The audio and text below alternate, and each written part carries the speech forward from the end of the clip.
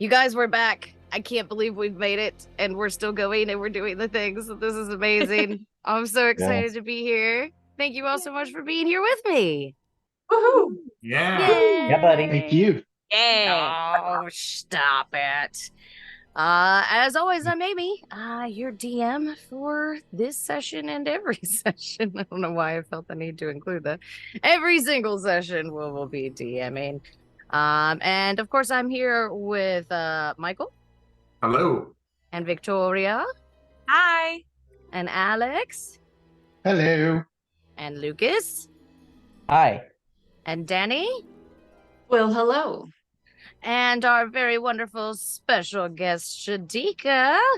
Hello. Hello. Thank you so much for being here with me. Let's go ahead and get started, shall we? Let's do it. Let's do it. All right. Last time we were all here together, you all had made your way to Little Oak, the sentient tree that houses Will and his compatriots, the Getaway Gang. You were introduced to all of the children that are supporting Will in his endeavors to harry Granny Nightshade in this kingdom.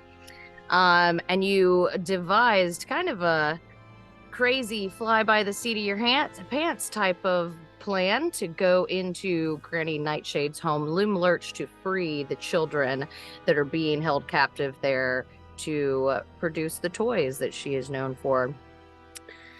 You do make your way to Loomlurch, following Will the Feywild, and spending, again, entirely too much time trying to figure out how to cross a river. But you made it. And you approached the goblin market, where there were 6 little goblins selling various treats and sweets and delicious tidbits. I'll go with that one. That's a good one. Indai had his very own adventure with his candy, taking one lick and immediately foaming a bright neon pink at the mouth down onto his shirt, leaving spotted trails behind him everywhere he went. You made your way to Chucklehead, learned a little bit of information about the lay of the land, and requested an appointment with Granny Nightshade once the effects of the candy had worn off of Indai. After cementing your plans, having a quick conversation with Will of the Feywild via Sending Stone, you were shown to the interior of Loomlurch, this giant fallen tree that is the home of Granny Nightshade. You are brought into the parlor where a elderly little lady with a giant metal key sticking out of her back tottered into the room, where she greeted you all with a "Hello, children. Let's have some tea." And she gestures to all of you to take your seats. I would like everybody to roll a perception check, please. All right. Ooh. Not you. Ooh. What are you looking for? Dun dun dun. I know, right off the bat. Straight out Ooh. the gate. First roll of the game. I got it right this time. Yes. Okay. That's an 11 for me. 11, 10. 10, 12, 18. 18. And die? Dirty 20. Oh, very nice. Thank God. Excellent. So, Echo and Indai glancing about this room slightly nervously. There are 4 chairs that are currently in here, not enough to seat the 6 of you, obviously. And you are both taking in your surroundings when peering through this grime-covered, moldy and mildewed window, you see a silhouette against it that seems to be looking in through the window.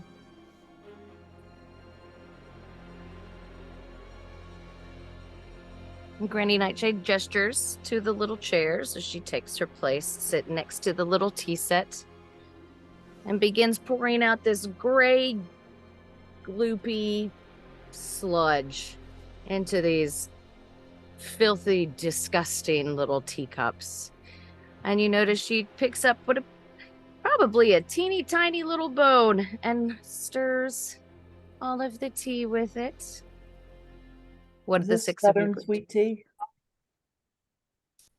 It's not. No, would you like some sugar?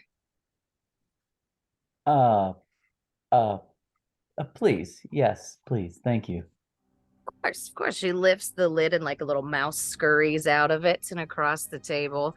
And she grabs these little tongs and reaches in and tries to grab just one cube, but you notice like the whole thing of it comes with her, like it's just cemented into one block, and she like smacks it against the table a couple times, chips some off and drops it. It just floats on the top of this kind of gray sludge. How far away is the door from where we are? Which door? The one So with there's the the silhouette. door behind you.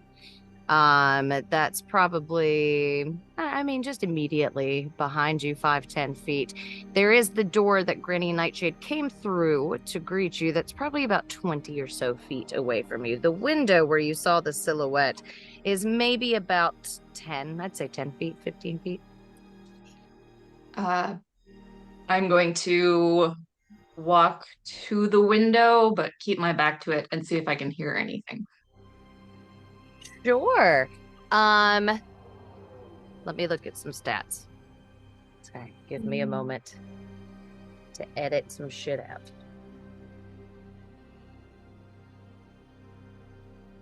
Oh, it's so far away.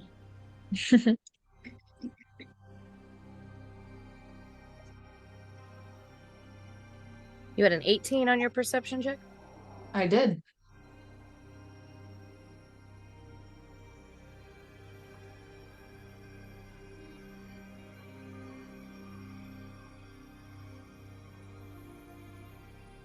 Shadika, make a roll for me. Make a stealth check for me.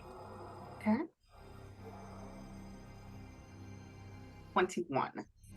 21. You do not hear any noise. But you do get a little bit better view.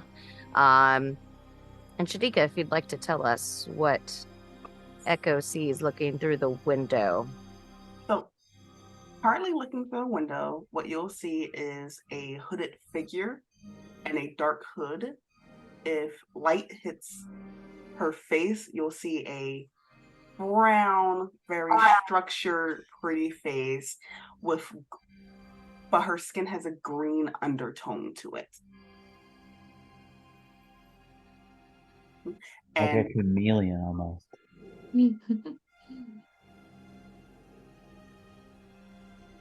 But you do not hear anything. That figure is completely still and silent. What are the rest of you doing?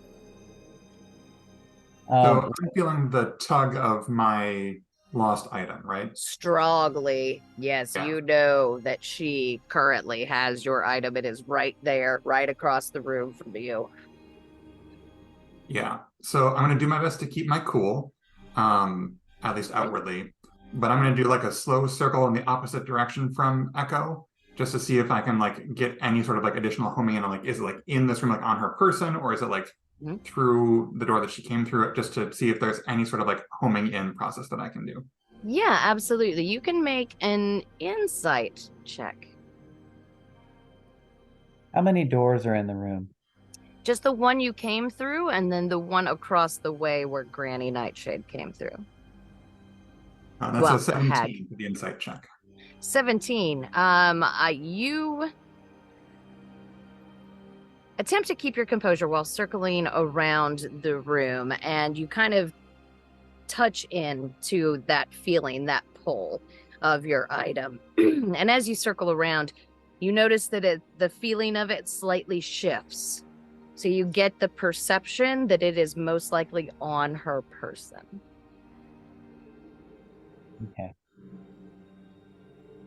Dashri Indai? I think. Oh, you go, Dash.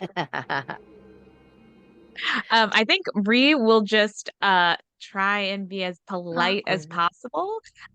Take a seat, whatever seat is closest to her. I know there's 4 chairs. There are. And just very politely like accept the tea, perhaps help her like hand it out and be like, "Oh, this looks So wonderful. Thank you so much. Oh, thank you, dearie. You sit. The rest of you sit. Yeah, I think I don't think and I will want to sit. Okay. Yeah. So Yeah, I Victoria think- has that. Dash would just count the chairs and he's doing everything he can mentally to fight just running straight up. Yeah, you He's- have that same kind of he's- overwhelming feeling. yeah. It is. So he's all you just can kind of think gonna, be positionally with the group kind of between the door that we came in Okay. and her. And he's just going to say thank you, accept his tea, and just sit down crisscross applesauce on the floor so that other people can use chairs if they want to. And he's just going to kind of half meditate where he's sitting, just try to keep his Calm. his normal kind of stoniness. Yeah. Gotcha. All right. Echo is going to respond to her ask with no.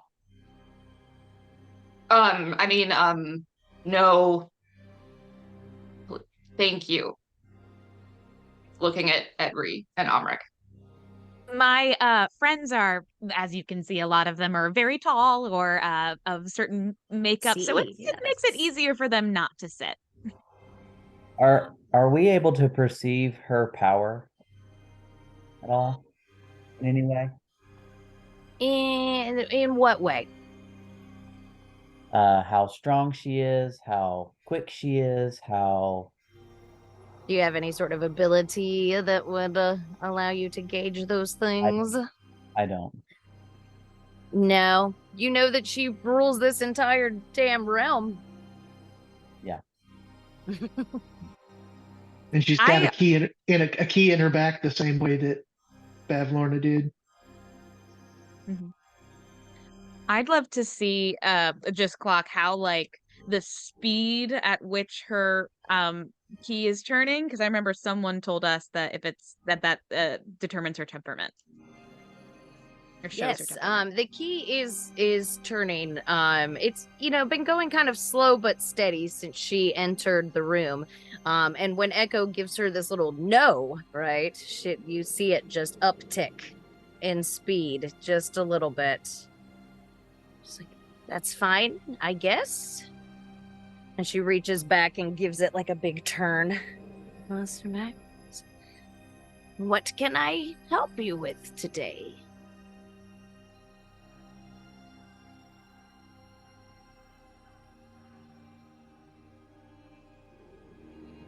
Is there anything else of note in the room besides what you've told us? Pull up my nose.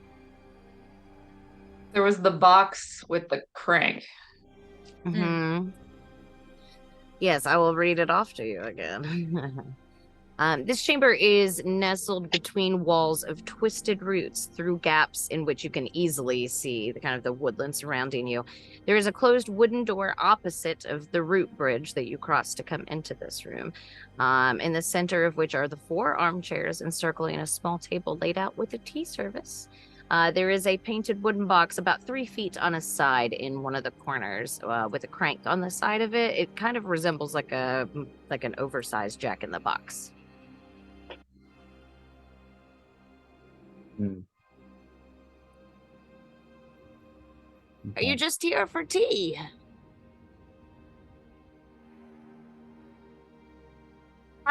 No. We did come with purpose. Some of my companions here seem to have misplaced some things that are very important to them, and a couple of people in the realm have told us that you are wonderful, are great at helping people find their lost things. So we thought we would entreat you for your help. Oh, well, losing something around here is not the best moves, my friends. Where did you... Was this lost somewhere in my domain? No, it was actually uh, lost within the carnival. Oh, the Witchlight Carnival. Oh, it is what a wonderful place, isn't it? I'm sure that, as you are aware, I am one of the patrons of the Witchlight Carnival, and as such, that means that anything lost, left behind in that carnival defaults to me as the patron.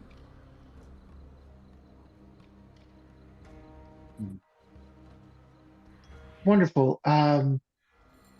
Would you be willing to part with our items if we could find an amenable trade? I believe we could come to some sort of arrangement. What exactly did you have in mind? Well, I don't know what would be of value to someone as powerful as you, um, Oh, given your position in this land. that is a very good point, young man. Very good. I have a few little tasks I wouldn't mind having completed for me. There is a small boy who's been giving me quite the trouble lately. Him and his little gang, whatever they call themselves. But he is valuable to me. If you bring him to me alive and unharmed, then I will return your items to you. While this conversation is going on, I want to be kind of like investigating this door, like maybe behind my back, trying to open a knob. The door to that she came from? Or the window, like seeing if the window. Open. I keep saying door, I mean window. That's okay. I totally get you. There's not really a latch on it per se, but like reaching back to it and just kind of pushing against it, it does, like, after a little like a wiggle where it's like the mildew has kind of fused it all together, it does give like a little pop and it swings open from the bottom. And you can now see this figure hunched under the window. I'm going to look up and say,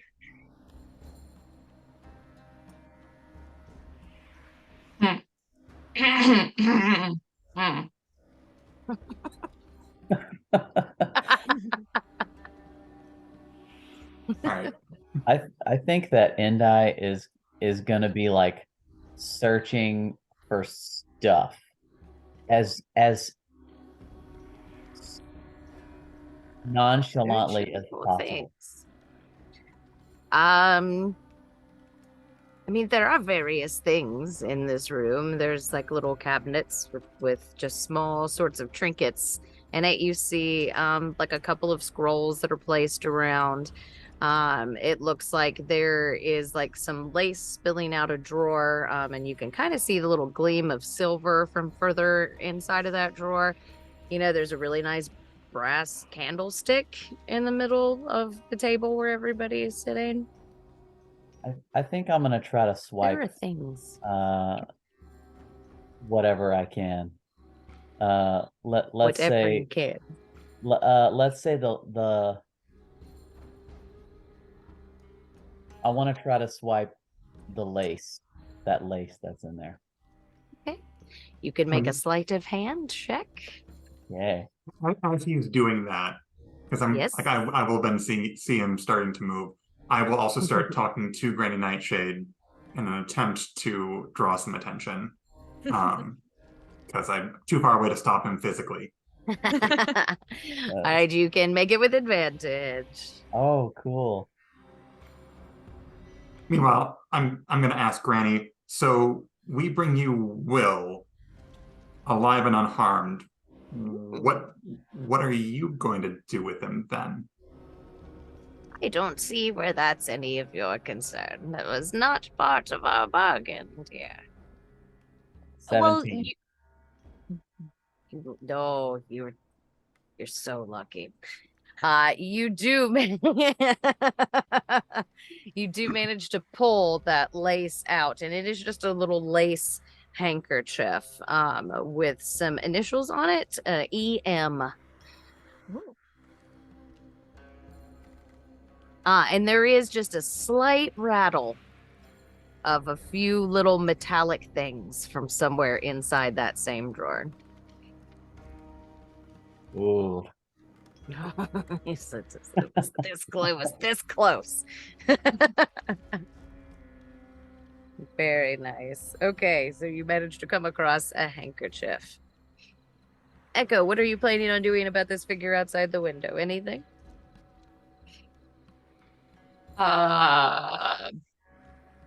Walk stiffly, as usual, towards Granny Nightshade and say, "Why is there a key in your back? Are you also part machine?" In a way, I guess. What way? That's up to me, darling. So many questions. Would you like to take on this quest? No. I mean, and that key kicks up in speed and just starts to spin a little bit faster. I leave this up to the group.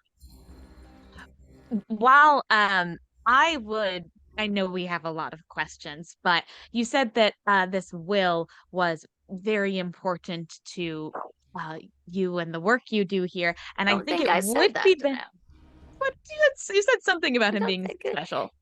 He is special to me. Yes, and we would love to know why he is special, just in case it comes up when we are trying to capture him or coax him to come back. It could help our mission. Will and I have a deal. Will has not upheld his end of the deal. Is this the mission? Looking directly at Ree.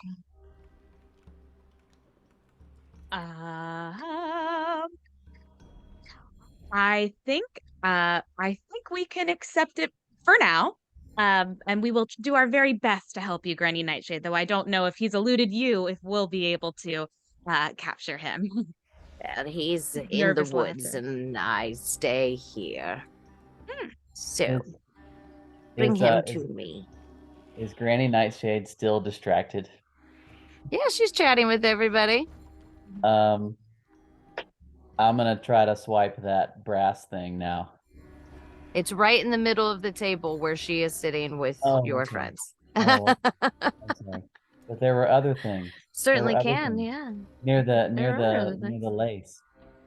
You said in the same floor there were shiny. Yeah, possibly. Yeah.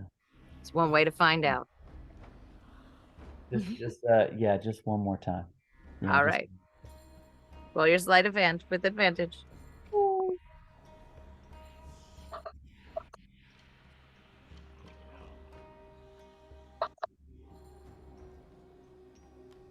Dirty 20. Oh, God. Advantage. Thank you, advantage.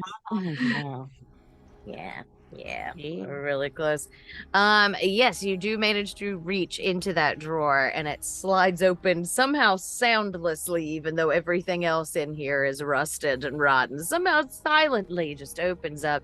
And inside of it, there is, there's a set of 4 silver teaspoons, each of them engraved with a pained facial expression.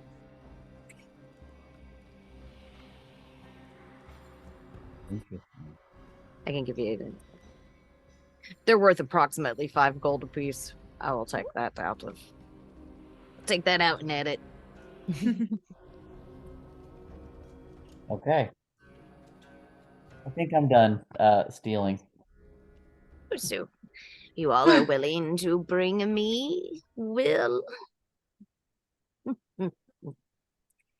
Perhaps we we- should see where he was here so we can investigate how maybe he got out. Mm-hmm. He is not here now. There's no need for that.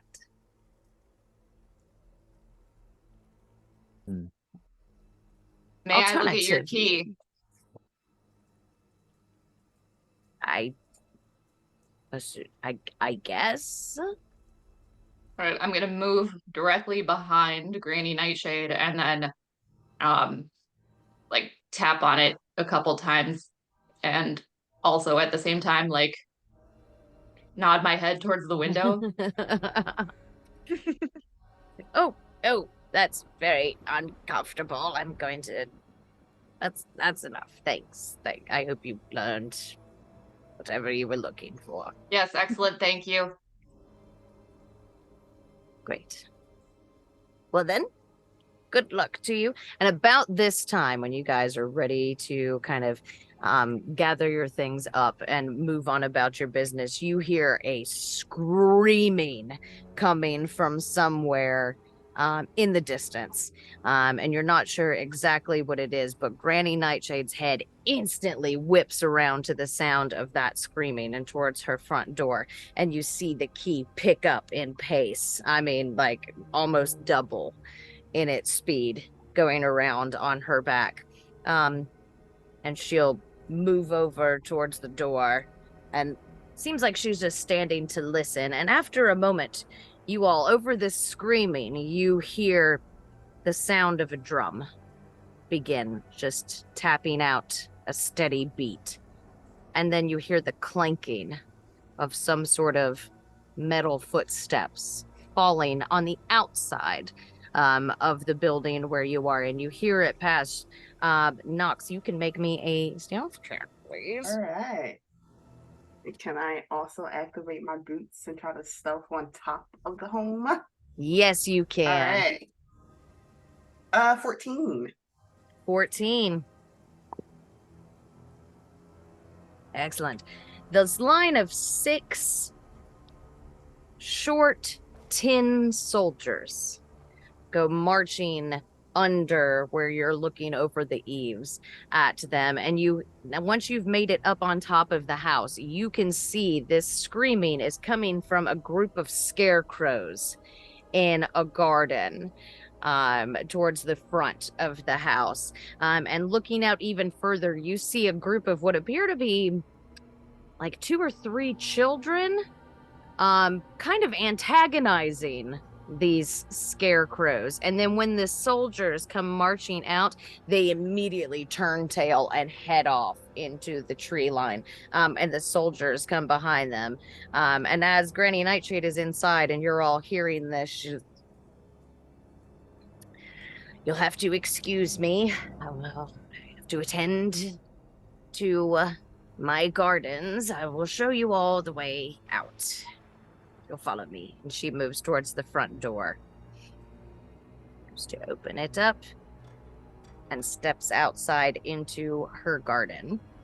What are the rest of you doing?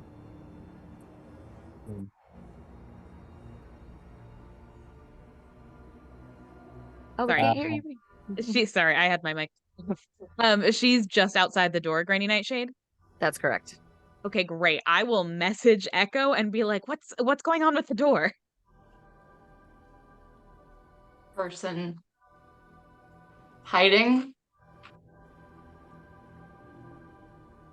Okay, I'll start to walk over towards that door as if like I'm standing up and taking a long way around to the other door.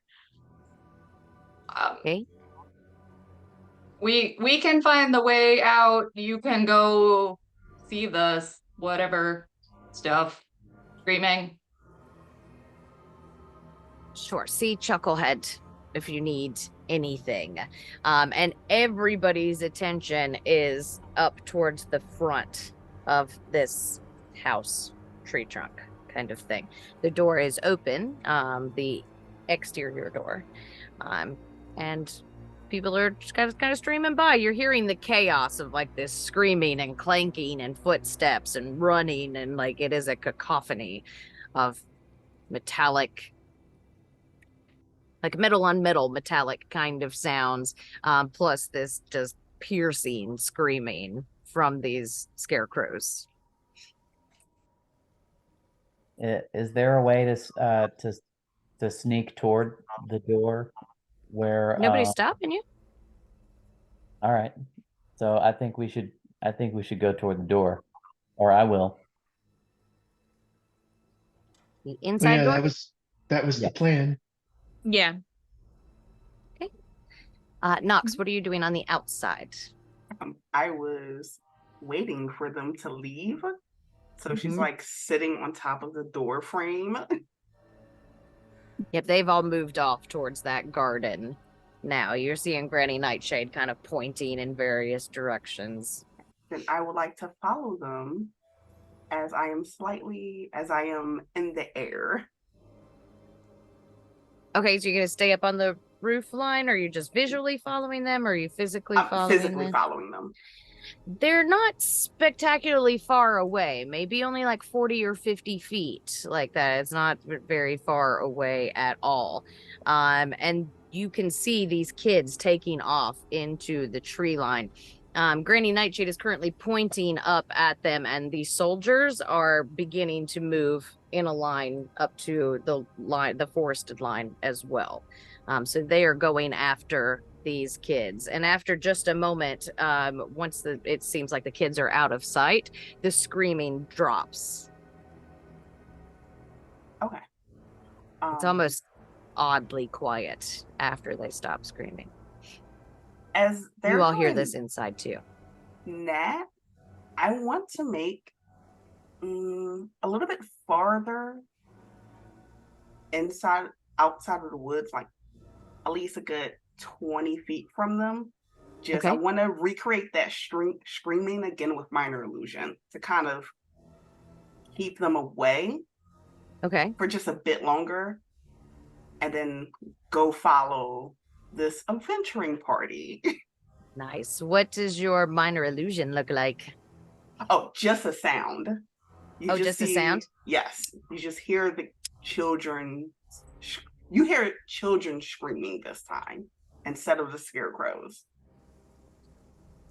That sets off like a whole new series of confusion as Granny Nightshade just starts looking about. And the soldiers turn to kind of look back towards her, and she kind of gestures them away with a hand, and they continue on their trajectory that they were originally on. She falls back alongside of the house, and looking further down the outside of the tree, I hit my microphone. Looking down the outside of the tree, there is like a staircase that ascends up the side of it to kind of like a natural indentation in the wood that has made a small balcony, and there is a door carved into the tree from the outside staircase of this as well. Okay. And she is moving towards that staircase. Ooh, all right. And the party is still inside the house, correct? They are. You guys have approached the door, and it is locked. I would definitely like to try to pick this lock. Okay. You bend down with your tools and get ready to start picking, and the rest of you hear this kind of thump behind you as Nox, you have landed in the door frame, looking into this room, and you all can take in this apparition. And she'll pull her hood back because they seem very different from this place. And what you are presented with is essentially a half-elf female,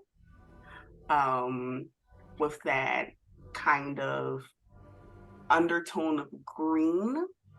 You might get that she's of wood elf heritage. And she has 4 braids going back quite long, and she is looking at all of you. Well, it's not the best idea to make deals with these types of people.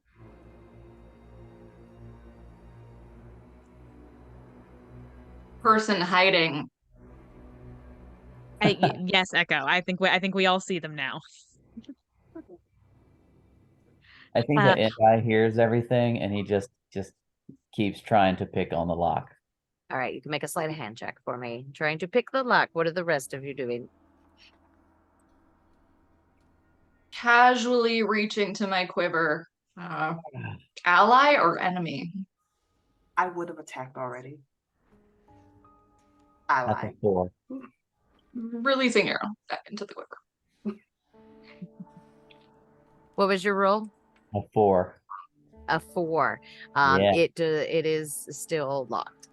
Yeah, I think I used This is my the hardest lock you've ever seen. on this. I think we need some other kind of unlocking device, like a key. Anybody see any keys around? I mean, there's the big one in the back of Granny. I don't know if that one will fit. Fair enough. Or an axe is kind of like a key. Is Nox on the other side of the door from us? She is in the open door frame. The one behind you that Granny Nightshade left. Different the one. Okay, I was like, exterior door. I was like, So- Not the one, Nox not the open it? interior one you're trying to get through. The exterior Gotcha. one where Granny Nightshade left. Gotcha. Elf girl, you were in there. Were you in there? Were you just No, in there? no, I'm a little bit new to the area. I'm searching for someone. Yes, Feywild. I hate it here. Do you Well, have you're the in good- key? You're in good company. Unfortunately. Yes, welcome.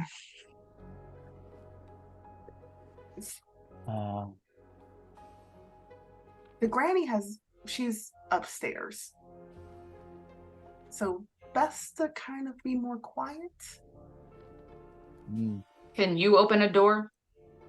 I can attempt. Please, by all means. All right.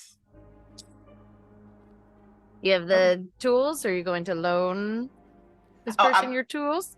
I'm going to look at the tiefling and kind of hold my hand out for their tools.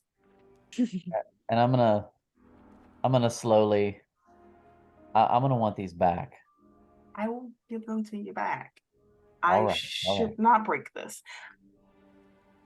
All right, I'll hand her the tools. You can make a check. 18. 18. Very nice. Deftly, without breaking eye contact with you, and she pops your tools in there. And after just a second, there's a click, and you see the door just slightly open. And I just kind of like looks at her like with a fascination, astonished kind of look, and just holds his hand out, but not really wanting the tools back, but it's just like, what happened? What did I do wrong? I thought I was good at this. So I thought you were good at this. She will pass him back the tools and say, it happens to us all. Thanks. Thank you. Thank you. Really cool. I like her. I like her. Hey guys, I like her. Nox is just going to hid inside the door. Okay. All I right. will Stepping through. Very good. One after the other. Stepping through. Before I go in, couple. Yes. So I'm going to close the door leading out to the outside area. Okay. So I'm just like leaving open shot of us like having left the other door open. And I'm wondering now, like, am I still feeling like the pull towards Granny Nightshade, or now that she's a little bit farther off, is it more like to that baseline I can tell that it's somewhere, but it's not quite as overpowering. It's come back down to your baseline where it's not all consuming and the only thing that you can really think of.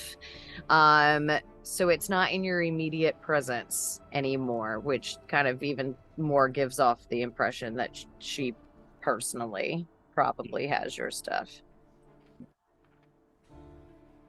I think I'll walk over to one of the chairs and pick it up and try to bar the door that he closes.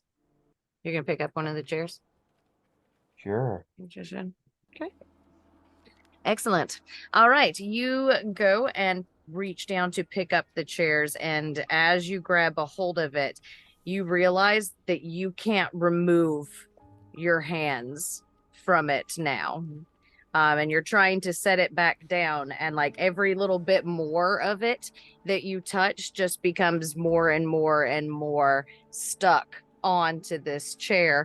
And when you're trying to figure out exactly what's happening, the back of the chair where it meets unhinges into a mouth, and a tongue like slams out and tries to wrap around you. I would like for you to make a dexterity saving throw, please. Ah.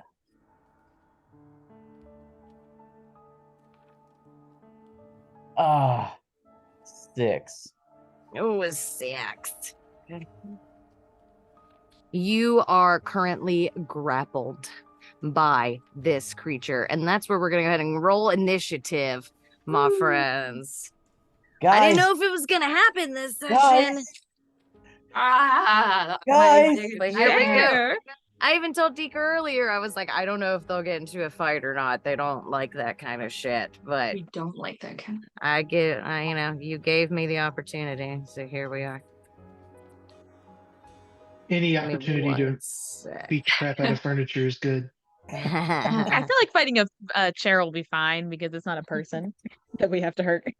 Don't say that out loud. It's a person. I mean, it's something. It's a something. Change over my Creature or music as well. something. Yeah? What makes you think that? I don't know. I'm grappled. Load up How are you grappled? And right? different places. It is atypical chair behavior. It is typical Atypical. chair behavior. It's Yeah. atypical. I've seen this before plenty of times. You've never gotten trapped in a chair before? Only once. Everybody gets stuck It in a was kind of on chair from purpose. time to time. All right. Initiative. Indie. Oh no.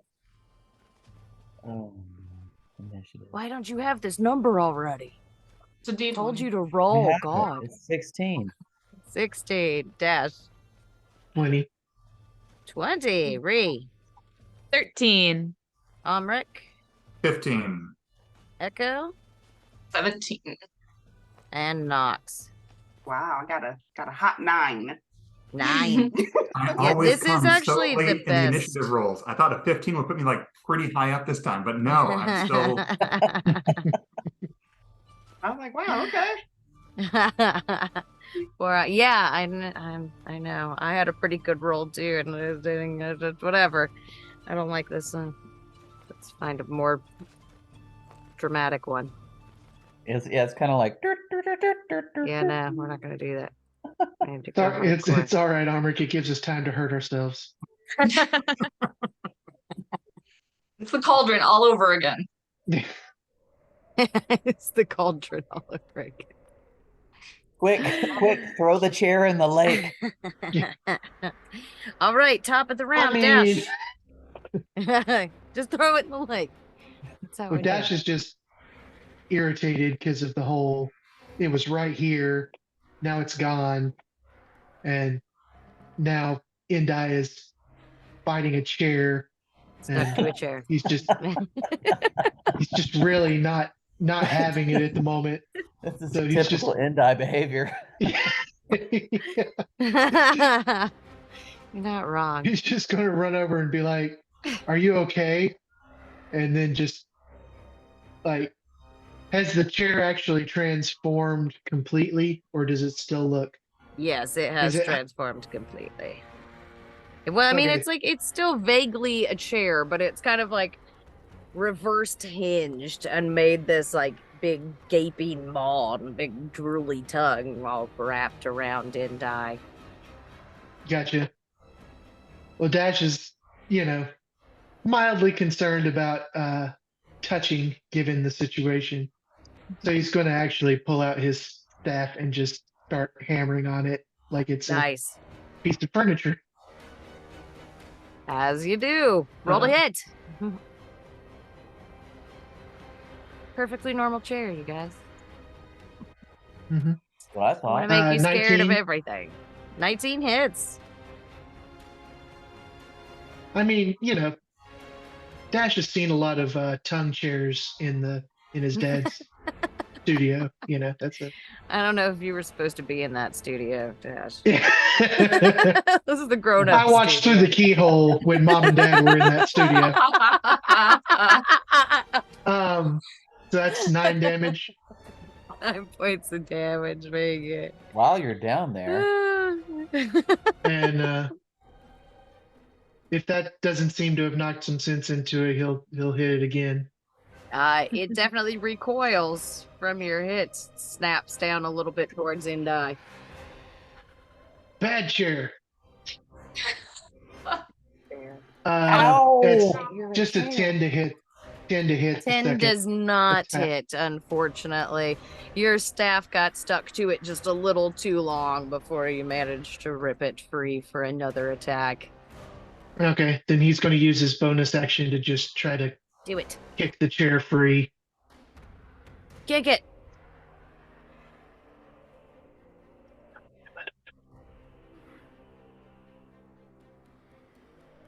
Uh, 25 to hit.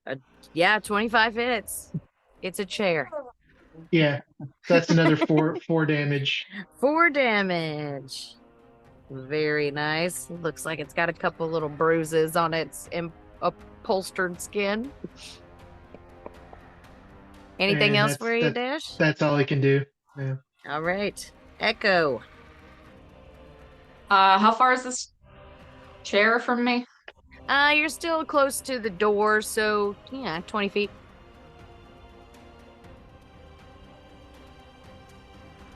don't shoot me. Goes thinking about it.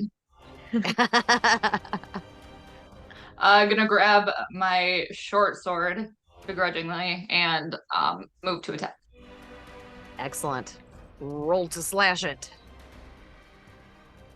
Oh, nat 20! Nat 20! Yeah! Do the thing. Do the thing? Sorry, I was just telling Nick. I was like, I got him with our first mimic. Very dramatically. Overhand swing, of course. Yes. And that is 12 damage. 12 points of damage total. Mhm. Nice. I can't math today.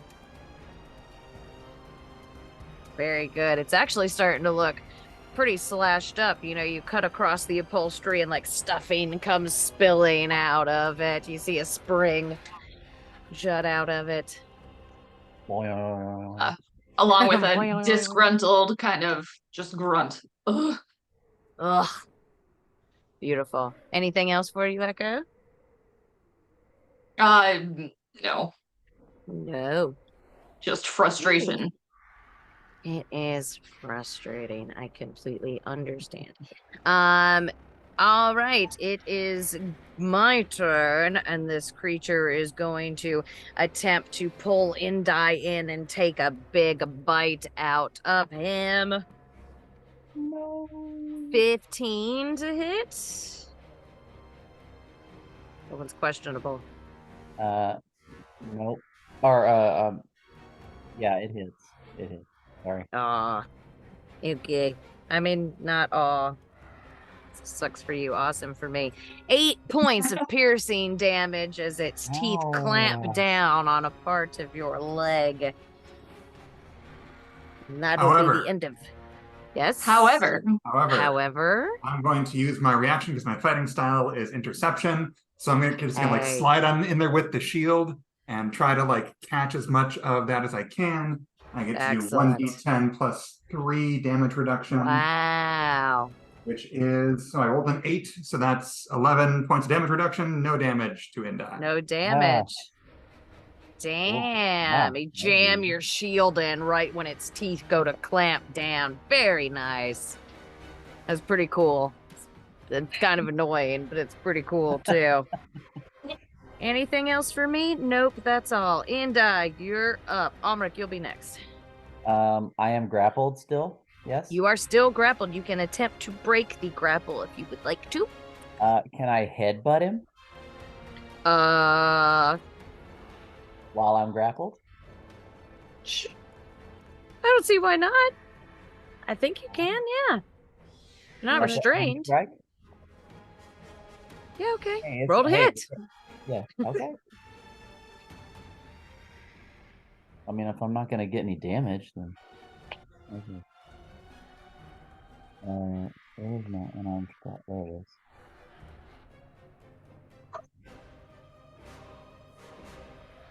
$25. 25 hits, yes.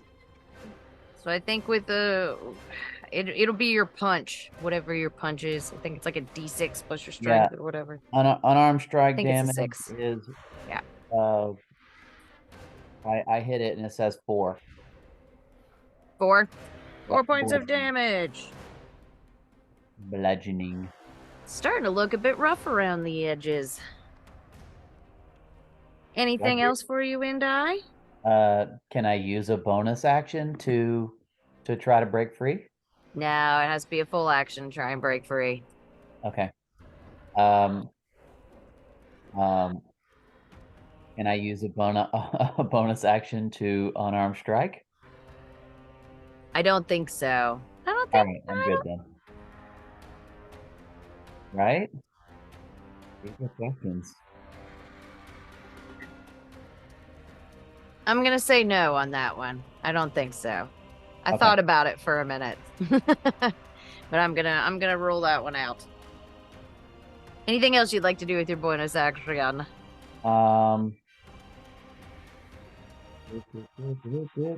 Nope. That's All it. right, Almric, you're up. Ree, you'll be next. All right, we're gonna swing the Warhammer. Smash it. Roll to hit. Smash it. Oh, that's a 14. A 14 hits. All right. It's a chair. Yeah. Not super dexy. So that's 5 points of bludgeoning damage. Very nice. I'm hitting with a melee weapon attack. I'm going to do Divine Smite. So I expend one spell slot, Smite it. deal 2d8 extra radiant damage, plus Very 1d8 nice. spell item. So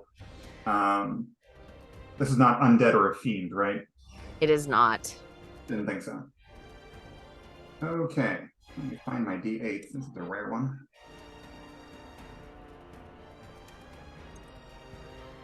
All right, so that's an additional 12 points of radiant damage. Whoa, very nice. It is looking very singed around the edges. The wood is starting to crack. Anything else? So that was just part of the first action, right? That Divine Smite, that doesn't count as my bonus? Mhm. Yep. So I can still do That's extra correct. attacks since I've got that as an additional thing that I can do. So I Yes, can you just can. swing again. Yes, you can. All right, I'm working out some frustration here. All right, that is a 23 to hit, Yeah. and 8 points of bludgeoning damage. 8 points of bludgeoning damage. You begin to see it kind of almost flickering in its form as it looks like it's struggling to kind of keep itself together. Anything else for you then? Nope, I think that's think I gonna like pretty this much one. do me. I don't like this one either. I don't like that song. All right, Ree, you are up. Nox, you'll be next. Wonderful. Is there a world in which I can cast Thunderclap on it and not hit and die? No. Okay, great. He's fine. He's fine. Want to hit him? Okay, I'll just cast Magic Missile. Magic Missile. At a first level. Do your damage. All right. 1d4 plus 1. So 3.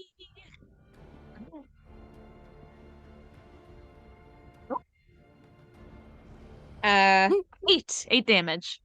8 points Oh, wait. of damage. Plus 3, so 11 actually. 11 points of damage. So these little missiles of force slam into it, and it kind of just dissolves into like this pile of goo, kind of releasing Indai from its grasp. Anything else for you, Ree? No, that's all. All right. Nox, you're up. How are the other chairs looking? You can make an either Arcana or Nature. You decide. Not gonna be Nature. They're both Nature, do 0. I got a good old 5. Just look like chairs to you. Okay. We should just go down these steps, everyone. There's not any steps in here. There's a door that goes out. Oh, There are the steps door. on the outside. Yes, sure. Yes, I think we should leave this room immediately. What is your name, by the way? Oh, I'm Nox. Awesome. Ree, hello. Very nice to meet you. Let's go. Let's not touch anything else today. Which is But the goo. I think that Indai just like naturally starts to head toward another chair and then just closes his eyes and turns around and just follows everybody else. Ghost stops reaching for their bow. We're just going to put a hand on his shoulder. I know that was hard for you. Thank you. I was just trying to lock the door. Ugh. It was an amazing idea. Not many chairs attack when you touch it. When chairs attack. Was I sitting on that the whole time? Oh my gosh. It must have been very unpleasant for it. Or pleasant? I don't know. Anyway. I don't like your All chairs. right. You guys can consider yourself out of initiative at the moment because you didn't touch anything else. Well done. Right. And what exactly are all of you doing here? Oh, the missions. Don't tell her. We don't know who she is. She could be a spy. Well, you don't know what they are either. They have a We point. got to go through this door. That's our mission. I suggest we make haste. Also, are you from the war? The Great War of the Alliance? No.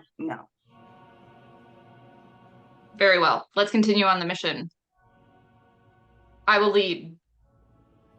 I will follow them. All right. Stepping through the like- door. They're good ones. There are flickering lanterns that illuminate it. Rewind. Let's try that again. There are flickering lanterns that illuminate a cluttered workshop filled with like this soft ambient kind of music produced by bells and chimes. Parts of toys are heaped all on the tables, the clearing dolls' heads, half-built rocking horses, unpainted wooden balls, and what looks like to be like stuffed limbs of soft toys. A stove at the back of the room holds a saucepan of smelting metal. That's not hard to say at all. 3 doors exit the workshop, and 2 storefront windows overlook the market outside. And as you all enter, there are 3 young children gathered around a wooden work table. And all 3 of them are kind of on the far side, crouched a little bit low and just kind of looking at you as you come through. Before one of them stands up, and he seems to be a boy, maybe 11 or 12, looks elven, but it has a really dark gray kind of complexion to him. And you see that he's holding like a bar of soap in one of his hands. And he stands up and he goes, who are you? Don't worry. We're here to help you.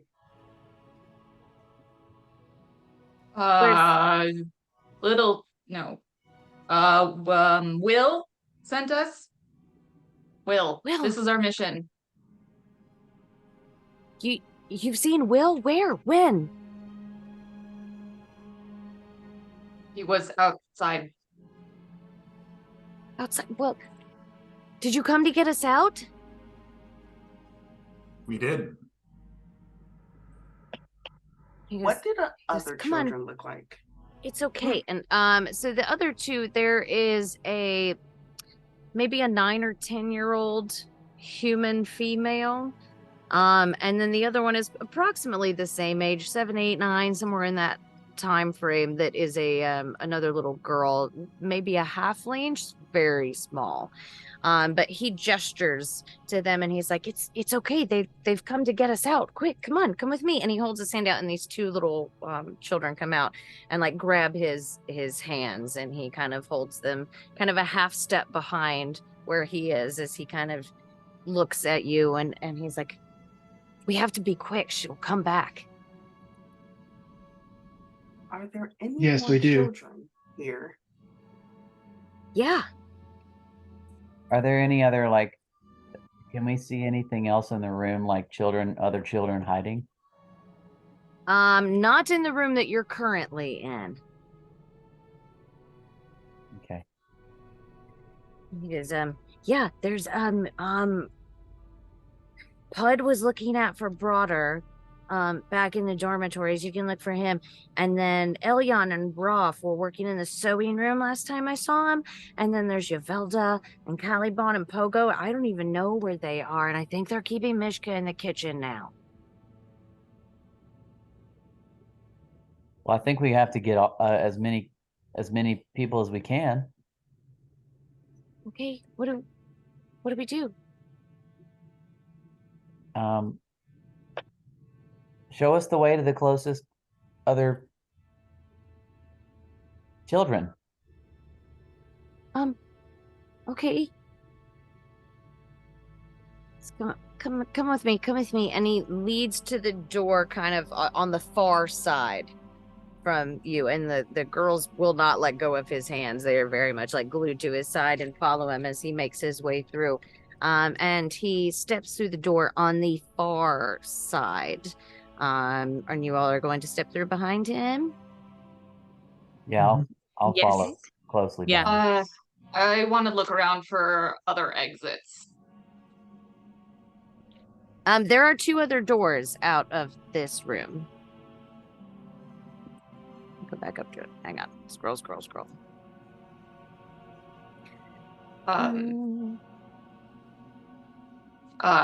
Looking at Bree, they seem old enough to understand language. Do we just ask them if they know where exits are? Is that something children can do? Yes, children would probably know where the exits are. We could definitely ask them that. Should we have them- Children, are there exits? Yeah, I can say that slower. Children, are there exits? It's okay. I put my hand on their shoulder. I think they understood the first time. There's that door that can go to the garden. You can go straight outside there. Then there's the one that you came through, and then there's this one. But that one goes right outside.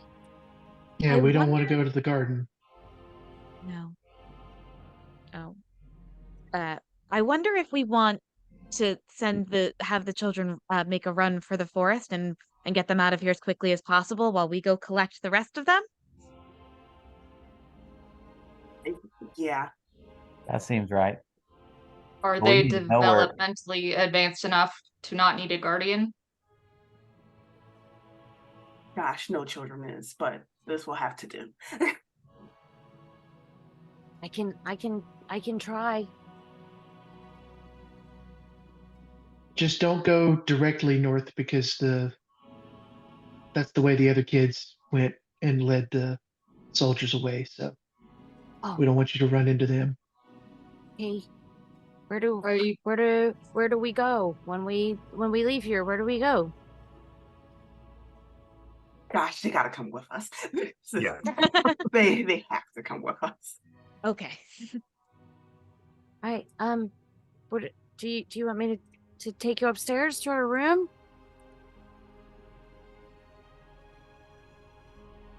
We need to find the rest of the children. as well. Okay. You can come with me then.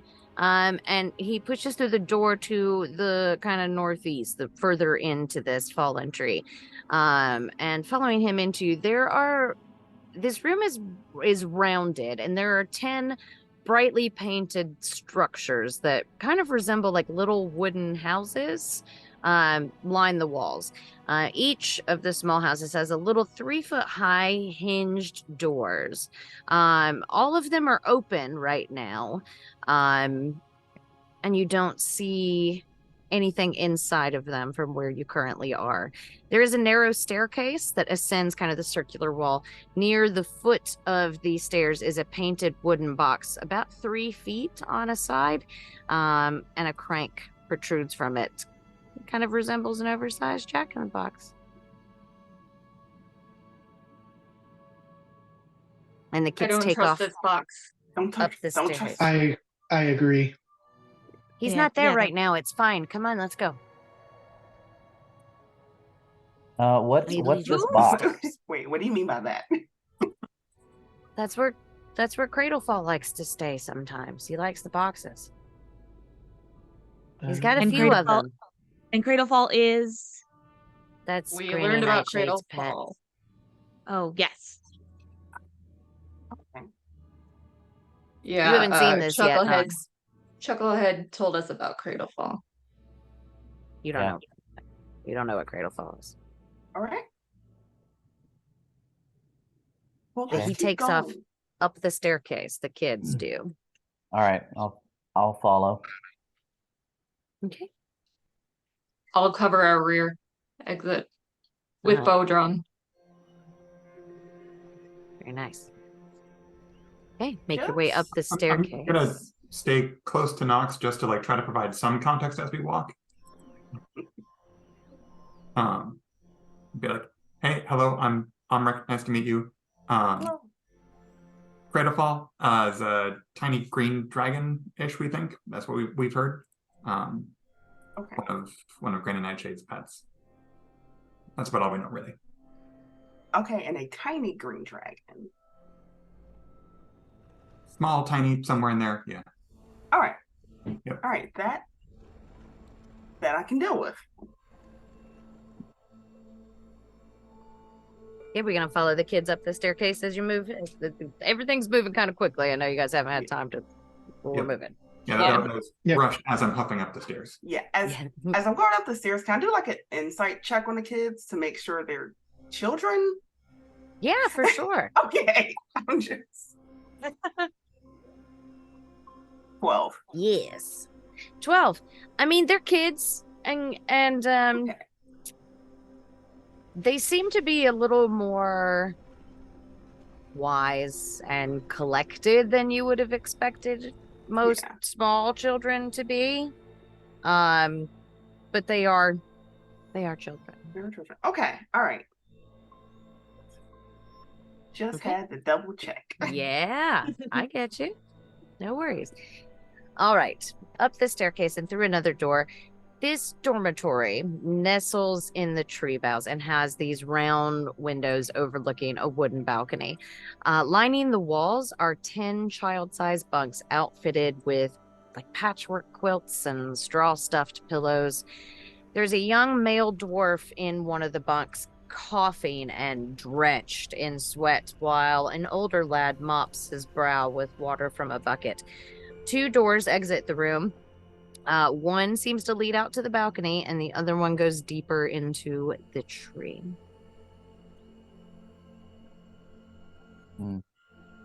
What's wrong with him? The older one looks up at you, and he goes, he ate something from the garden, and I don't know, he's been sick ever since. Is Ree with us? Hi. Yes, I'm like right behind them, right behind the children. You got to do something, Ree. Oh, I would love to. That's not my particular brand of magic, but we are here to help you. We're going to get you out of here. So I'm going to push past. Okay. And walk up to the bed. And as you are approaching the bed, the older of the 2 boys like holds a hand out to stop you and like gestures to the balcony, and there are 2 of those little tin soldiers outside on the balcony. I will try to hide, stay out of sight from the tin soldiers. Same. Do they look like they're keeping watch on this room, or are They are looking looking out out at what's going on? They are looking out away from the room, but I don't think that the kid really wants to draw their attention. So they're like, stay there. Can't see you. Can we quietly motion them to us? I can't move him like this. You can get him to me. I can help. I can make him better. You promise? Yes. Can I go over towards him and just offer to help? He holds his hand out to you as soon as you like start to where you're going to cross the windows where the balcony are. Right before you reach that point, he holds out his hands, just like, stop, gesturing wildly at you to stay there. So I'm going to look at Dash and I'm going to say, I've got an idea.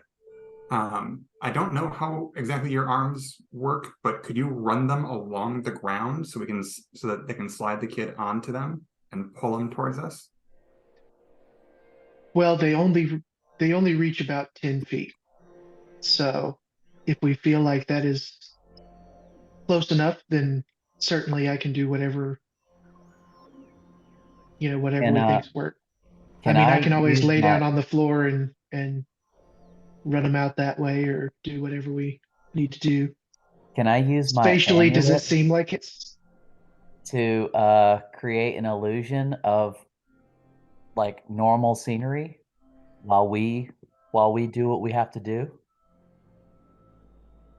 You can certainly try, yeah. What I'd like to spell try is to do it that. that you're It's my using on this? my wish song amulet. My lost item creates an illusion, a visual illusion to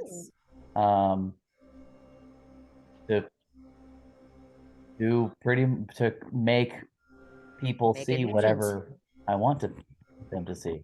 Now, nice. How long sound does it last? does not work, but visually it does. Cool. How long does it last? Rule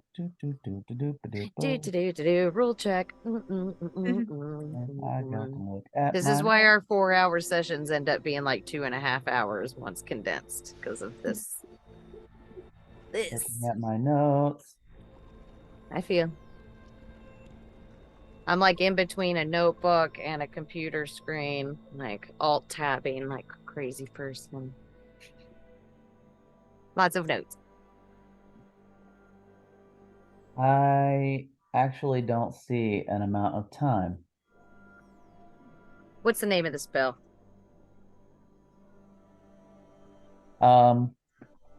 We didn't actually come up Sorry. with a spell. You said it. Hang on. You Okay, said we we'll talk could. about it. You said we Yeah. could use it, but and then it Yeah, would do I don't. that. Yeah, I know it was a custom item, and I don't think that we put it on there. So I'll give it to you for 30 a seconds. minute. I think A a minute? minute is Okay. normal spell stuff. Yeah. Okay. A minute. Okay, and you just go ahead and like replicate what's inside of the room, basically against the window. Yep, just whatever a normal scene would be without us Okay. in it, and Okay. and then move along. All right. So you call up a vision of the room with these two figures, one in bed and one. Shut up. Sorry, 1 second. I thought that's what the kid was saying to their sick friend. Sorry. Shut up. Shut up. My dog is stupid and loud. Did you not hear him bark right before that? Shut up. Nope. Really? Wow. That was a big loud bark too. That is a game changer. I don't have to mute nearly as often as I thought I did. He just let out a big huge bark. That's why I was like, sorry. So you create the illusion of them in the room. What would you like to do now? So now I'm going to try to walk across the room quietly. Okay.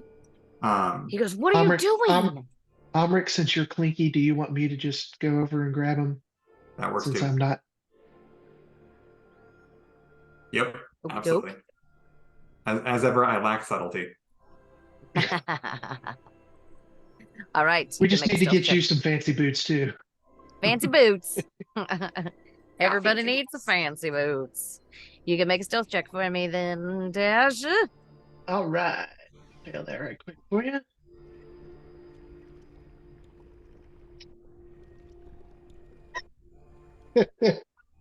That's an 8. An 8. My turn. Mother.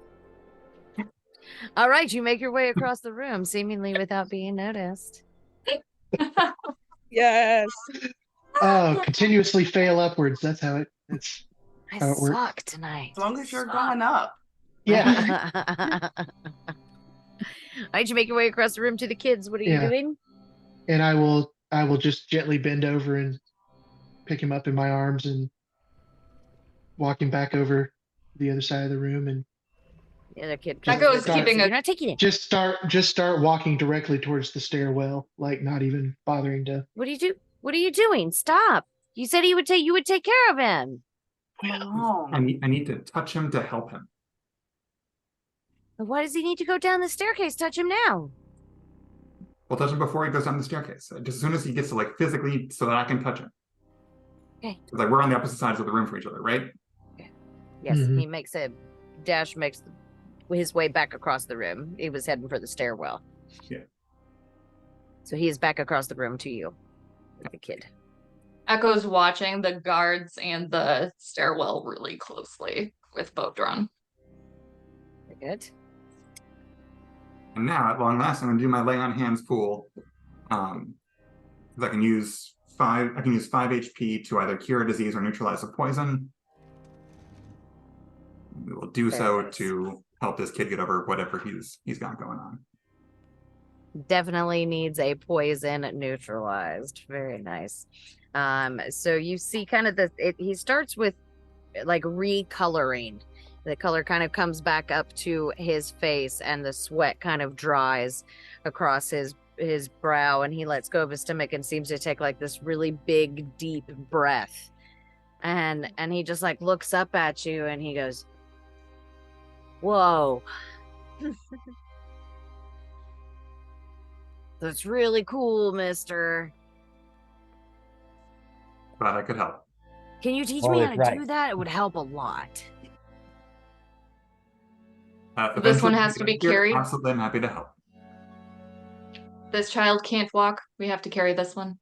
I can walk. Yeah, I can walk. let me go. I can walk. Let me go. And he stands up, and he's like a Dash little, would put him down. maybe 10 or 11-year-old dwarf. And he doesn't have any whiskers on his face yet, but he's got kind of like this shock of brown hair that he's like been attempting to put into a braid down the side. But he doesn't quite have the tools or the dexterity to do so. So it's like this really misshapen, uneven braid going down the side of his hair. And he kind of like stands up straight next to you, Amrik, and kind of like tries to imitate the stance that you're in. Adorable. And he goes, "Hi, I'm Broader. Hi, Broader. I'm Amrik. I like your beard." Guys, we need to go. I can't hold this for very much longer. Oh, did Which you way? do magic? Well, Oh, okay, Okay, let's go. okay. Let's go. okay. Where are we going? The sewing room. The sewing room? Yes, we're trying to gather all the children so we can escape. Okay, I can I can get you to the sewing room. Excellent. Okay, follow me. I'll show you the way. Ignore him. He's ridiculous. Let's go. And he starts down the stairs, like still kind of upright and squaring his shoulders up. And he gets about halfway down the stairs and he stops. And he turns and looks to the wall and reaches out and kind of pushes a stone in, which causes kind of a chain reaction of these stones, like kind of like clanking back from the wall and opening to reveal a little room before you. But as the door kind of swings open, you hear this little scratchy voice call out, "You dunderhead! Those tatty sleeves wouldn't serve as socks for children. Start again." And there is a small, what appears to be half-elven boy and a young, fluffy bugbear that sit at these workbenches. And they're watched over by kind of this living, like a child-sized doll with buttons for eyes. There is an animated carpet that is like prancing around the children, and they pay it absolutely no attention at all. There are rolls of fabric, bobbins of thread, knitting needles, and pincushions kind of strewn about. Knox, you instantly recognize one of the children in this room. Sensational. What everyone else sees Nox does, she's been very kind of chilled, a little bit playful with everyone. That just suddenly goes away. And you see her fingertips glow white as she walks in the room and aiming Eldritch Blast at the doll. Damn. Roll to hit. Nice. All right, let's see. 17. I told you guys I liked her. Let me pull my shit up. And I have 2 Eldritch Blasts. Yeah, 17 hits. Right. Yes, very nice. We have 8 damage. 8 damage, okay. And for the second one, 24 hits. Yeah. For 5 damage.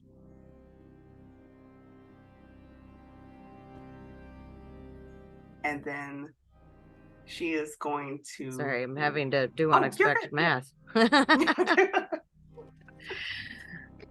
Excellent. All right. The doll turns towards you with its creepy button eyes and like rosy cheeks painted in a perfect circle and little red bow lips, and has kind of this like waxy strawberry blondish kind of hair. And she turns towards you and begins to charge in your direction. Let's roll initiative.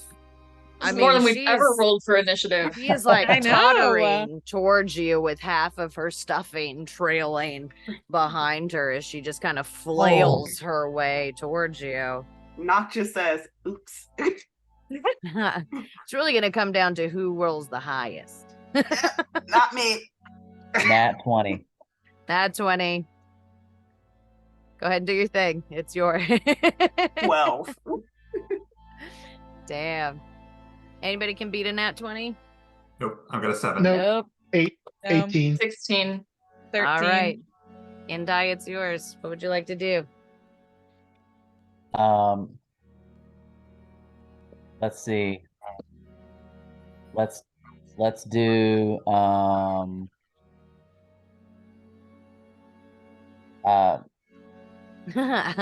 psychic Unexpected blade fight. attack. Psychic Okay. blade. Is that a save or a roll to hit? It's a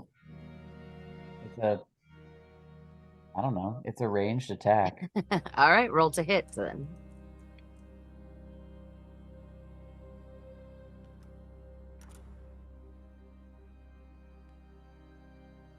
I'm on it. 15. 15 does hit. It's a dog. 1d6 plus 3, that's 6 damage.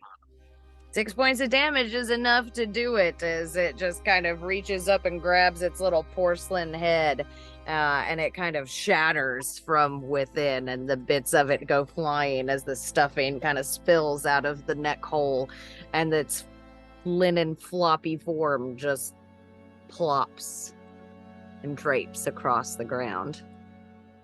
I would like to search his remains for loose change. Well, an investigation. What would the rest of you like to do? Run over into the young half-elf boy. Okay. It looks up at kind of this disturbance, and as soon as he looks up and sees you, he goes, Mom? There we go. Come on. That's where we're going to go to break. All right, let's take a quick moment, and we'll go take our quick breaks. Get your drinks. Get your Nice. snacks. Come back here in just a few minutes. I'm going to stop recording now. I'm going to pause. And we are back. Welcome back, everybody. Okay, let's dive back in. I have a whiny dog. Again. He does this right after break every single time. Every time. Hadley, get down. One moment.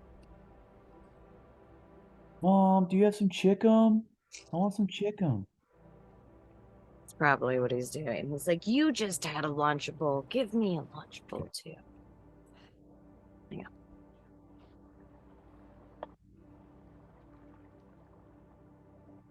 He wants the water bowl filled up. That's what he's complaining about. So Nick is going to do it because he's awesome. All right. You must We hydrate. started recording too soon, apparently. Let's try it again. I'm just going to go from the top. We'll delete all this shit. All right. And we're back. Welcome back, everybody. Let's go ahead and get back into it. You guys had just shoved your way into the sewing room, immediately assaulting this living doll who was supervising these children and defeating it. You have just been reunited with your son, Knox, and we will pick up there. What would you all like to do? So what's the situation on that rug? Is it still being a prancy little boy? It has curled itself up into a roll, and it is currently leaning in a corner. I just give it a mean mug. Doesn't seem to respond to your mugging.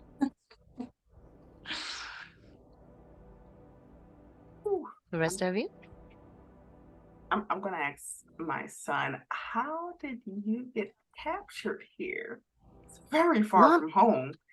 Mom, we were at the carnival. Me and Dad, we went to the carnival, and I went into the Hall of Illusions. You just seen it was really cool. It has lots of mirrors, and you get lost inside of it. But there was like a kid in the mirror, and it was amazing. How did he get there? I didn't even understand how it was supposed to be inside the mirror.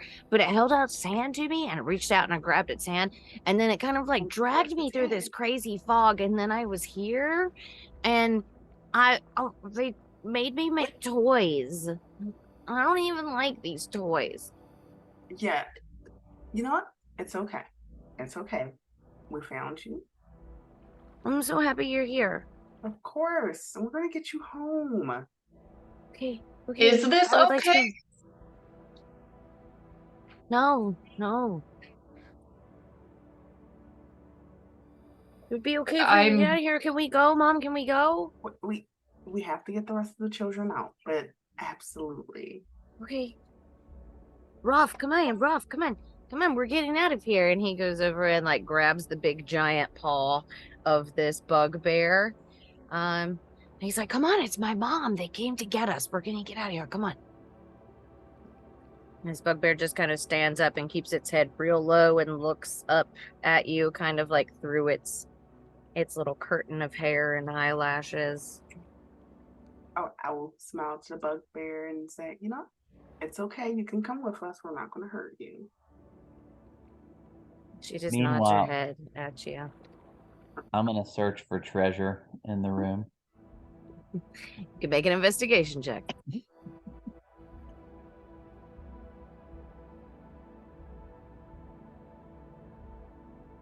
29. 29. What? And doing very quick work of looking about the room. You actually do find a couple of really nice things. There is a spool that has this kind of barbed golden yarn on it. There are 3 bolts of really nice silk fabric in these shades of like a putrid green and kind of like a cesspit kind of brown. And then there are a set of 5 thimbles that are painted to look like poisonous mushrooms and plants. I just take all of them and put them in my bag. Okay. You have stuff. Is the rug your friend? No, the rug, like every time that we would try to leave, it would like grab us, wrap us all around us, and then it would like drag us back in here. So does the rug need to burn? Is the next question. I think so, yeah, I would. You burn it, Mom. Okay. I'm gonna go on it. Oh, just blast the rug now. Roll the hits. All right. 26. Yep. Wild. 11 Yeah, okay. damage. And second bolt is a 22. Okay, now one's a little Yeah. high. 6 damage. That's enough to do it. The rug kind of bursts into these purple and green flames, and the tassels on the end of it curl up as it just kind of ignites and writhes on the ground before burning away to a pile of ash and tassel. All right. I look to everyone else and say, shall we continue? We're finding the rest of the children. Absolutely. Yes.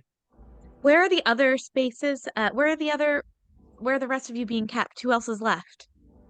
Oh, there's I think there's 3 of them back in the textile mill. It's not far from here. I can get you there, but you have to go upstairs.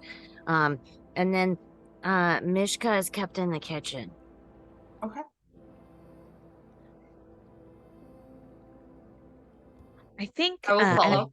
Close.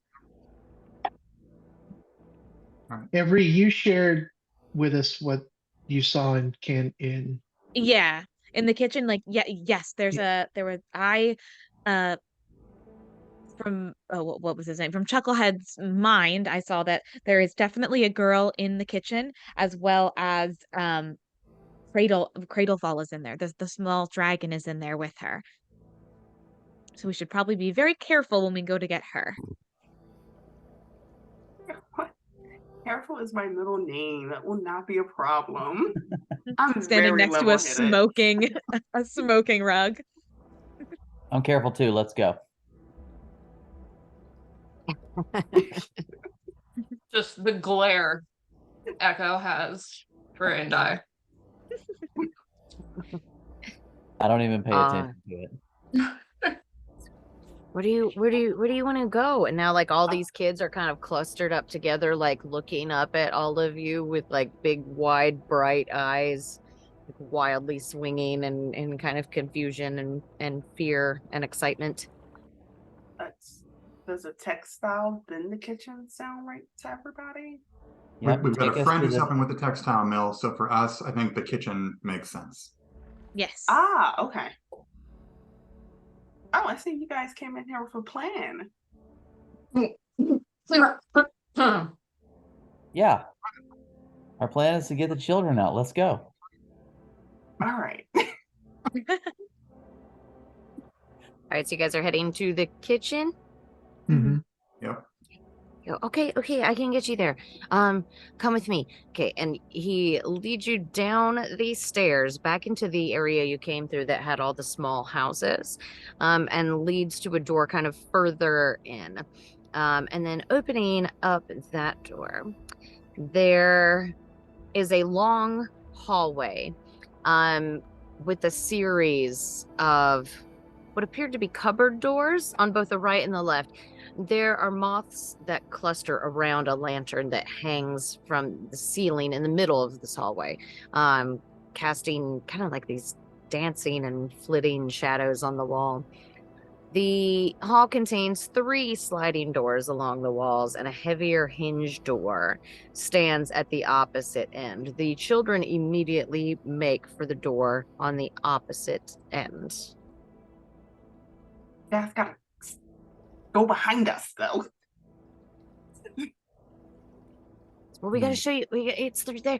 You have to go through there, and then there's another room that you have to go through. Okay. Okay.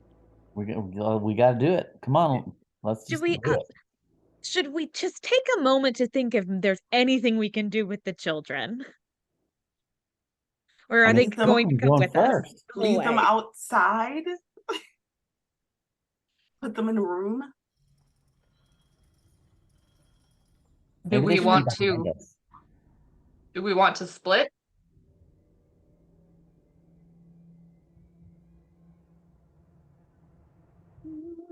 Nah. Do we want to come back for this last child?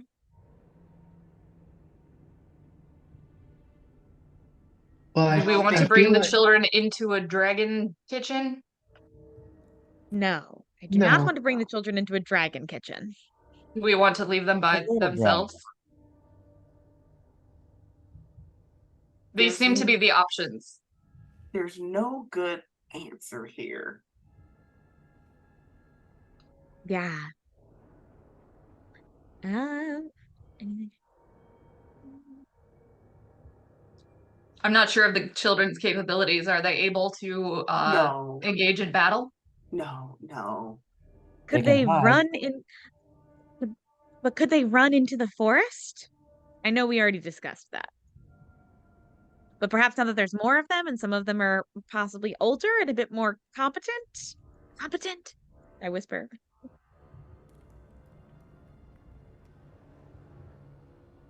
I am not sure the capabilities of children. If they are not able to battle, but they are able to walk, that seems a potential course.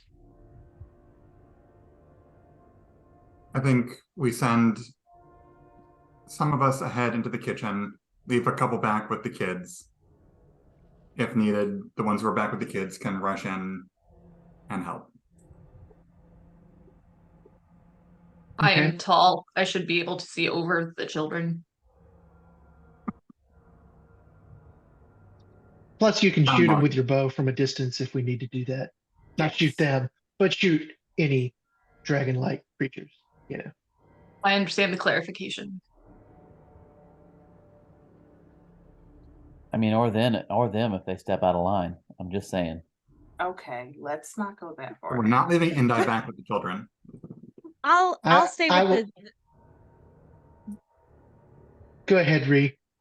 I'll stay with the children. I'm also pretty good from a distance. That seems wise. From a distance.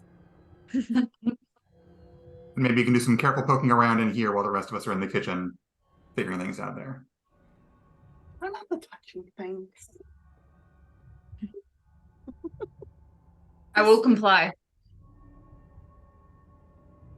Right, I'm gonna kneel down to my son, to Elion, and say, listen, you're gonna stay here and you're gonna listen to the nice lady here. Okay? Okay, but you're gonna come back, right, I Mom? always come back. Okay. Okay, I'll see you soon. Hey, and behave. Don't wander off and get curious. Okay, I don't want to. All right. All right. Okay, Mom, She- be careful. Gives him a look like you better stay this time. I won't. I'll stay here.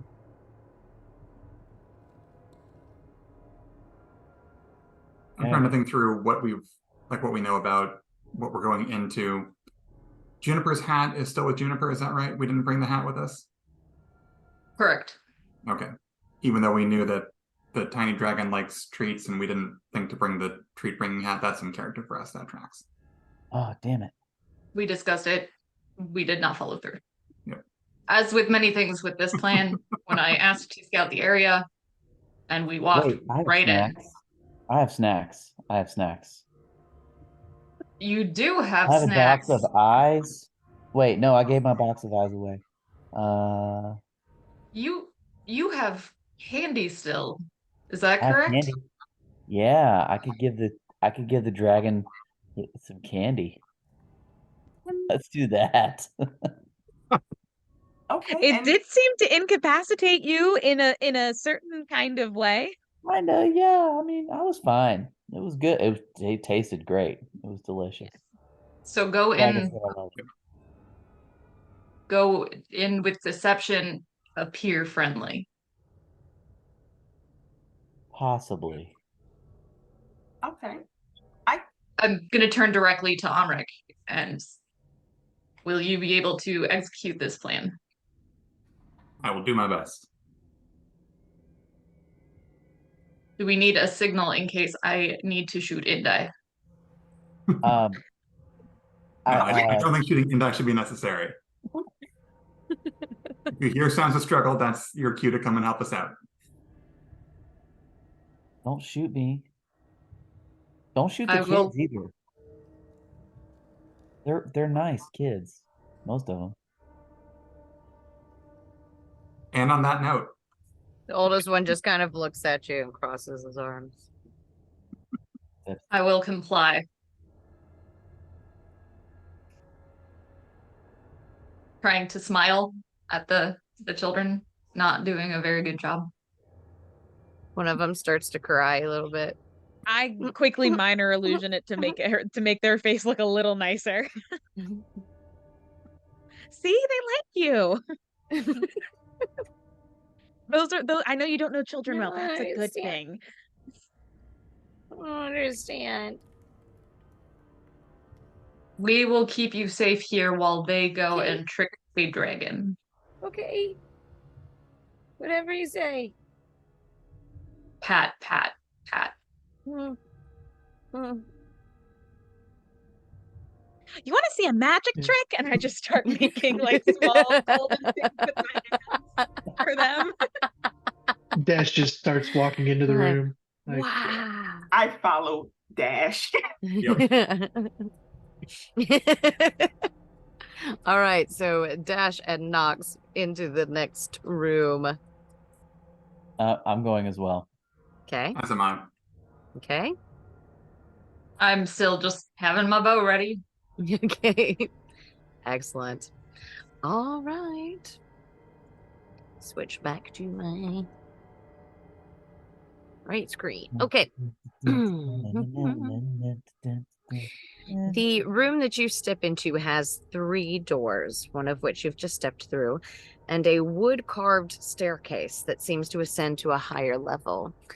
The walls in here are kind of a dense tangle of tree roots and brambles, and nestled amongst them are 5 animated portraits One of them is a svelte, dark-haired woman, and the others depicting hags of some nature. Define svelte. What does that mean? Thin and Okay. elegant. Sorry, I don't know that term. It's And okay. it's sleek. Sleek. Okay. Two of the hags you all recognize. One, well, the Undeciders you all recognize. One of which is Bavlorna Blightstrong. And the other you all recognize as Granny Nightshade. So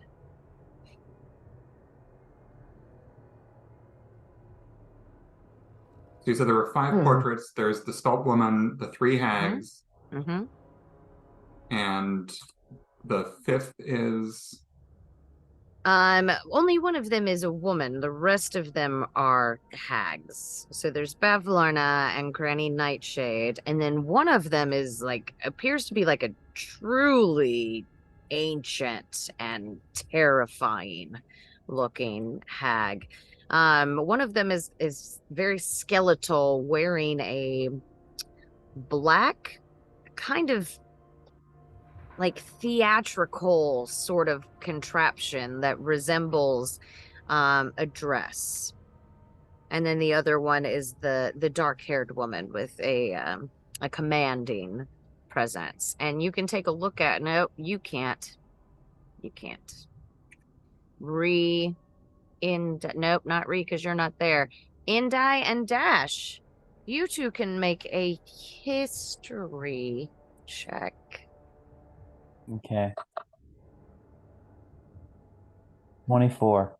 Oh, 24. Thank goodness. 7. Indai, you recognize this painting as the same person as the mannequin that was outside of the Hall of Illusions at the Witchlight Carnival. The mannequin. And there was like a statue outside of it. Way the fuck back in the notes. Back to the very beginning. Was that where the clown that we made friends with was hanging out? Yeah. I don't think I wrote that down. Cool. I'm glad I remembered that. You sure did. All right. Do we go up the stairs or do we go? Music went up there for. If I recall correctly, Elle said go through one of the doors.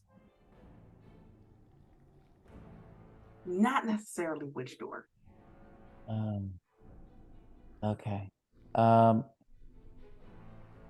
I put my ear up to the first door that I'm closest to?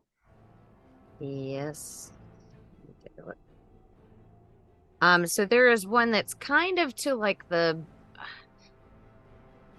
the northwest of the room that you're standing in, and there's one dead across from where you entered, as well. The one that you're closest to, I'm gonna scroll again.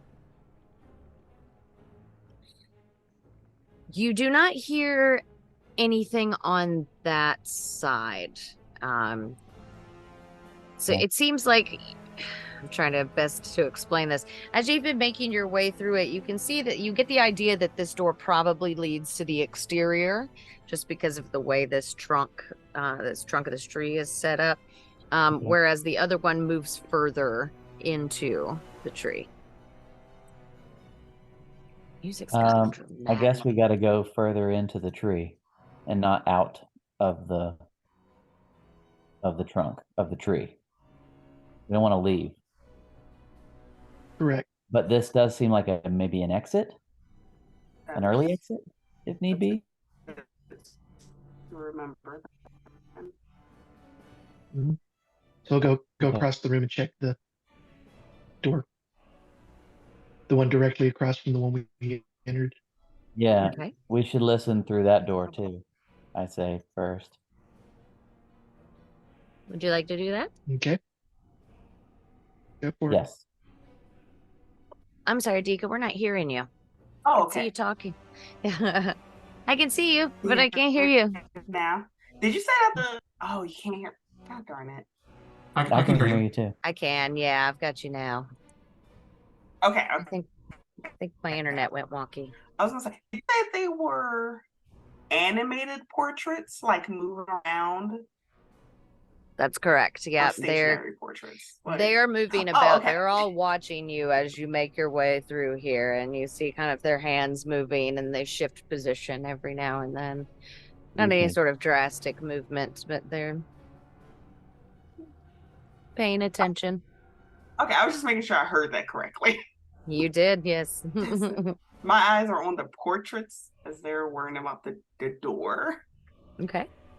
They're all just just watching you. The dark-haired woman kind of gives you a quick wink when you look over to her at one point. The rest of them are all just kind of sneering and leering, except for the one of like the toad-like kind of woman. She is not moving at all. You can see her eyes kind of drift about, but her body and her posture is not changing. So, whoever is putting an ear against the other door, whoever that may be, can make me a perception check. Okay. Oh, it is I. Oh, a 5. 5. Nope. You don't hear anything. Cool. Anybody else want to listen? As far as you know, you hear everything. Okay. You've always done your best. I'm not really even hearing very well right now. Okay. Your ears are much bigger than mine, so I'll be inclined to trust your judgment. Ooh. Burn. You're gonna trust my judgment? Yes. In this one singular moment.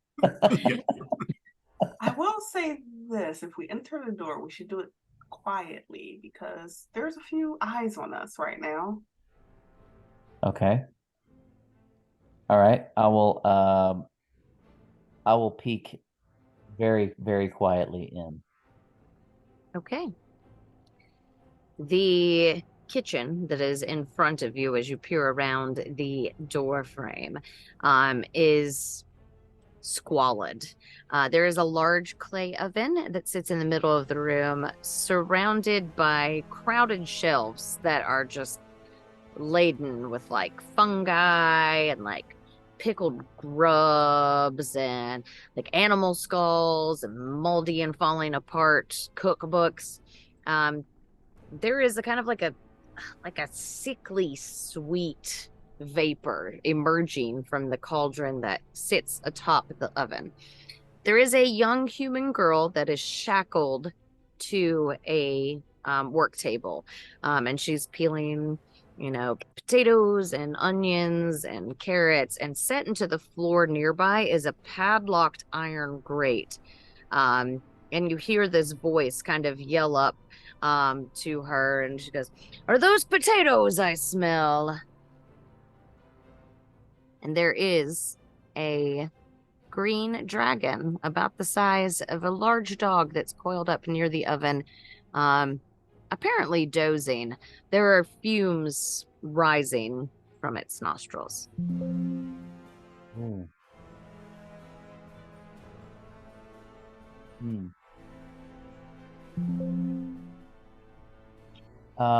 I would like to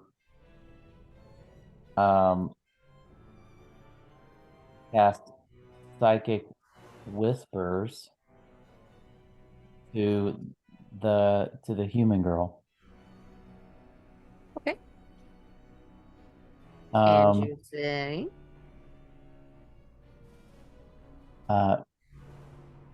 something to the effect of, "Hello? Don't be alarmed. Her head kind of jerks up. Don't You see her don't eyes make move. any sudden movements. She goes I will- back, kind of just slowly peeling. I'm talking to you telepathically, and we're in the next room. We want to get you out. And you see her, can speak to you see me her with your hand go mind. down. Oh, goes down and points at her ankle that is shackled to the work table. Okay.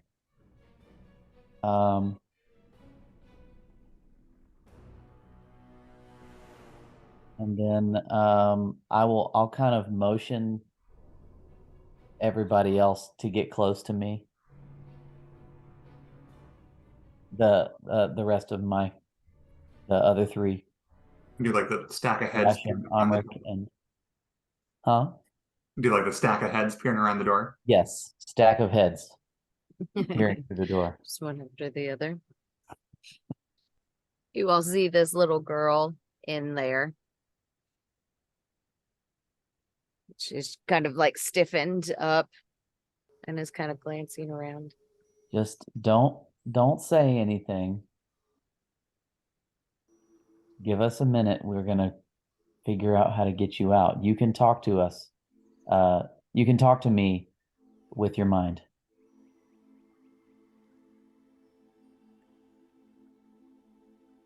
Is this working? Yes, it is. I hear you. What's your name? Oh, I've lost my page. Yes, I've had to flip pages.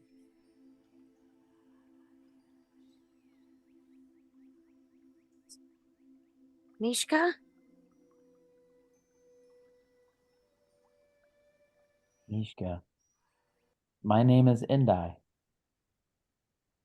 And we are friends with Will. I didn't know Will was still alive. That's great. Yep, him and a lot of others that want to get you out. Is there anyone with you in there that we need to get out too? Yeah. There's the guy under the trap door. Are there any enemies in that room? Yeah, there's a dragon. Okay. Do you know anything about the dragon that will help us? If you go crank one of his boxes, it plays music and then he goes to that box with magic. He doesn't like run there or He just anything. appears? He just goes away, he just disappears, and then he's somewhere else. Okay. All right, and I'll very quietly relay that to the group. So I'll Well, go to the dorm room and crank the box. The last one was back in the room with the little tin houses in it, the round room with the staircase. It was the last place you saw one. Isn't that the room we're in? No, you're kind of in the hallway that's Oh, got okay. the paintings on the walls. Oh, okay, gotcha. I will be back. Be ready. well, do you want to Isn't that where do the you want to kid? give her some of your treats, just in case? Yeah. Take this candy. Don't eat it. Okay. And You should definitely eat it. I'll give I'll give her the one with the scorpion on it. It's an Yeah. important one.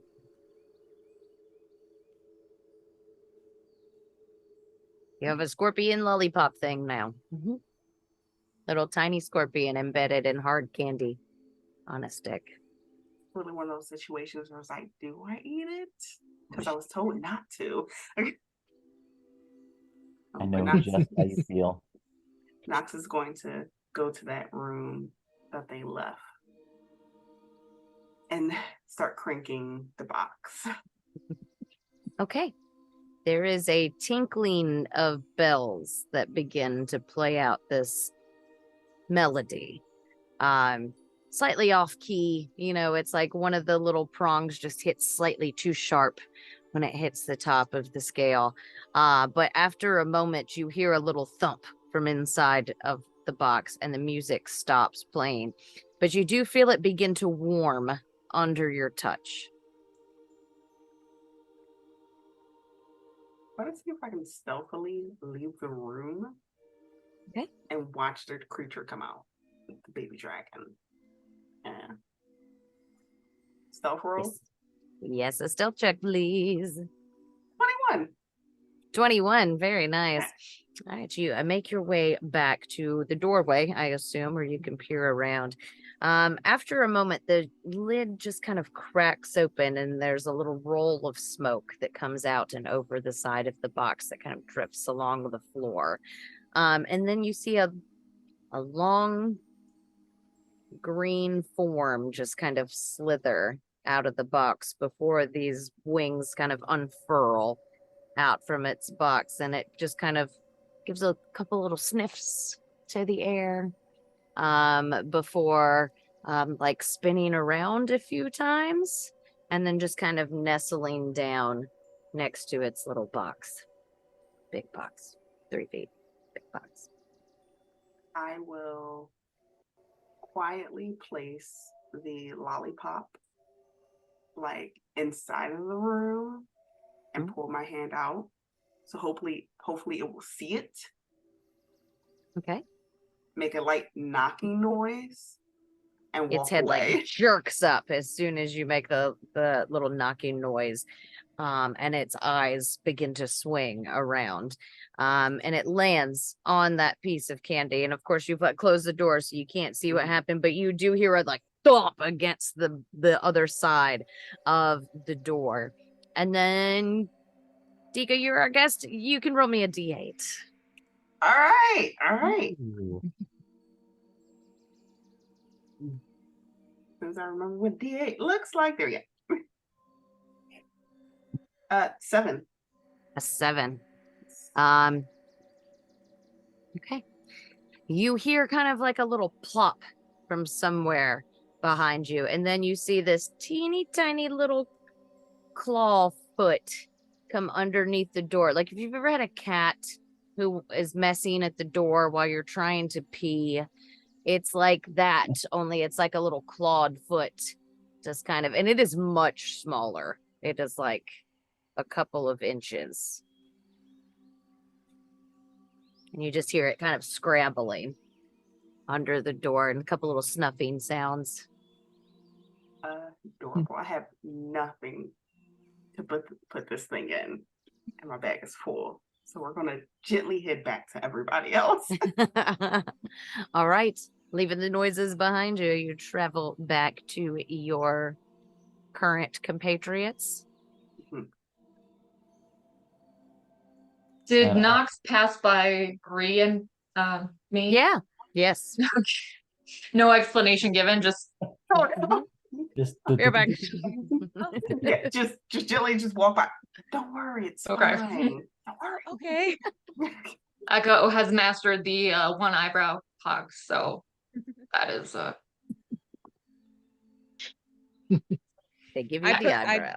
Do some magic right in front of your kid so that he doesn't like try to follow you as you walk by. I'm like, hey, look over here, real quick.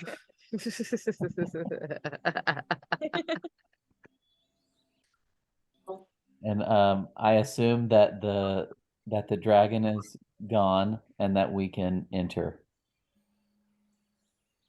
So I guess I can talk to what was her name? Mishka. Mishka. And so is the coast clear? Can we enter? Oh, Can we yeah, come in? definitely. Yeah, let's go. Okay. And then I'll go ahead and go in. I won't even tell Dash or Omric. I'll just walk in. Just steps past you both into the door. And you see this little girl. She's like, "Was that you? Was that you? That's me. It's I me. could hear. Okay. It's me. Yeah, it sounds like you. Okay. I can't get away. She just got me chained to the table. What do I do?" Well, I can Is pick the it lock. is it a wooden table? It is a wooden table, yes. Well, if it's got a lock and he's going to pick it, then that's fine. If not, I will whip out my mason's tools and just start trying to chisel the Okay. yeah, You can make chisel it me. out of the leg or whatever. Gotcha. I like that. You can make me a dexterity check. Yeah. Let's just go with dexterity. I think that'll fit best. Dex check. 15. 15. It takes you a little bit longer than you wanted it to. But after, I don't know, maybe a minute I'm trying to ish, be which too feels like the precise. longest minute Yeah. ever. I'm trying my need to be craftsmanly is like making me like try to like clean up all the Cut work it. so it looks nice instead Cut of it, just Dash. trying to like Like, hold on, etch your little like signature gotta in make there it so look people know yeah. they're Yeah. looking. Put your maker's mark. Yeah, on like it. filing down on it, like gotta look good. Little too engrossed in it, takes you just slightly too long, but eventually she's like, "Oh my god," and just like pulls on the chain and like snaps it.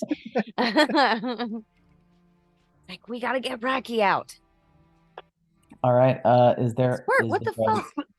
is there a lock to the There is a lock. Yes, it is a locked like trap door. barred Yes. trap door? Okay. Barred trap door. Let's try to unlock dude. that. All right. Can make me slide the fan track. Out of hand, 15. Thieves' tools. Yeah, 15. Yeah, 8. Again, it's, you're like, why is this everything taking so long today? But you do eventually like give it a quick click, and it does pop open, and you pull it free and lift the bars. And there is a rather tall, green-skinned, maybe an orc, a half orc. He's not quite as big as most orcs that you've seen, but it is a big green dude with like dark hair and dark eyes, and he's looking up at you with the same cloak that Omric is wearing. Oh. I just kind of hold my my finger up to my mouth to tell him to stay quiet. Seriously. He's gonna look up at you and just get like mouth that to you. He's not actually gonna say it, but he's Be quiet. Shh. Okay. And then I'll look at Nox and be like, "See, I can unlock stuff too." I never thought you could not. You don't. All right, let's go. I mean, I don't Come on. carry lockpicks around on me, so Yeah, well, you should because you're really good at it. Hey, why do you get to talk but I don't? Oh. We should go. Yeah. Hey. Dash will like reach down a hug. hand and we'll start trying to pull him up if he can reach me. God, somebody with some sense, and he like reaches up and clasps your forearm. Oh, I couldn't pick you up. And he can, and you can make a strength check with advantage. And I'll assist on this if I can. Yes, you can. You can make your own strength check. And I'm not gonna care. Omric, yours is actually Omric. You are very, as you see Dash kind of reach down for this form, and you make your way over, to help pull him out. You recognize the face in front of you. I may mispronounce this. Rakarel? Okay, yes. But she, her, female. She. My apologies. I had it written down wrong. I'm looking at it, I'm not sure. Yeah, yep. Yeah. I had it Okay, written down well, wrong. My wow, apologies. okay. She, her, female. Gorgeous female. Half orc. Long black hair, black eyes. Yep. Same cloak as Omric. Yep. And you help pull her out of this trapdoor, and she kind of gives you a slap on the shoulder. She goes, "Are you working with these amateurs?" I'm afraid so. Great. Let's go. Is there anyone else? She instantly takes charge and starts making her way back towards the direction that you had come from. Rakarel, I know you're in a hurry. I understand you've been through a lot. Is there anyone else in need here? Don't think so. Okay. Anybody get the you got all the kids. Yeah. Yep. That's what matters. Let's go. All right. And there, where everybody's heading back? What else is there here? Is there anything else here? I mean, there are a lot of things that are about the room. Random little things. There's a cauldron. Looking into it, that looks nearly full of hot, like melted candy, and it kind of bubbles gently. Here and there, there are cookbooks around the space. You know, there are little things everywhere. You would like to take the time Any to other dig about. doors? There is another door that leads off of this room, moving further back into the tree. Does that cauldron look familiar? It is of the same shape, but it is not exactly the same. And it doesn't have a lid on it. Can I tip the cauldron over? Thank God. Looks like a cauldron. Right when Rakarel is about to leave the room, she stops and she goes, "Sorry, just a minute." And she runs over to a cupboard and like whips it open, and she was like, "Yes," and pulls out like her armor and begins to like yank it back on. And this like amazingly bright and blinding kind of sword that she sheathes up next to her before pulling on her helm. And that will take a minute or two. Just suiting up. Anybody want to do anything in that time frame? I want to kick the cauldron over. It spills hot candy everywhere and then begins to immediately harden as soon as it's not over that fire.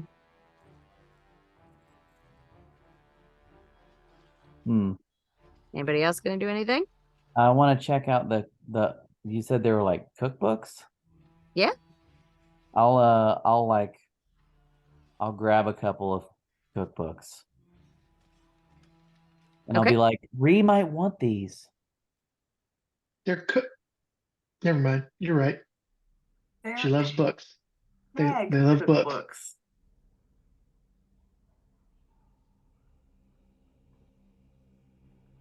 Any and other no floor candy. Any other treasure in here? I mean, are you going to try and take a look around while she's pulling on her armor? Yeah. All definitely. right. Make an investigation check then for me, please. All right. Investigate. Yes. While that's 18. being rolled, Ree and Echo, what were you doing back with the children? Just entertaining and waiting? Hoping? Keeping vigilant watch on both directions. Okay. Especially if I hear the thumping from the door beyond where the dragon is. Okay. Shockingly. You heard an initial crash of something against wood, but then you haven't heard anything since then. And Ree? Yeah, I'm entertaining the children, and I think while that's happening, I'll ask. So, especially looking at Nox's child. What was their name again? What was his name again? Elyon. Elyon. So Elyon, you came from the carnival. Do you remember how you got? Oh no, you told us how you got there. Yeah, there was a little girl in the mirror. She's here sometimes too. Where and what? Do you remember what room in this tree you came out of? Is it here? No, I didn't come out here. Oh no, it's kind of fuzzy. The first thing I remember is being in a cupboard. A cupboard. Yeah. And then what happened after that? And then the door opened and there was pincushion in front of it, the doll that was there earlier. Mom really got that. That was so cool. But it was that, and they were there, and they just grabbed me and took me to the sewing room, and that's all only place I'm allowed to go is sewing room or the bedroom. The sewing room or the bedroom? Okay. Where we all slept upstairs. With the little tin houses? Yeah, upstairs from there, yeah. Oh, upstairs from that. Okay. Yeah, the little houses, that's where the tin soldiers go. Oh. That's very good to know, but they're all out right now.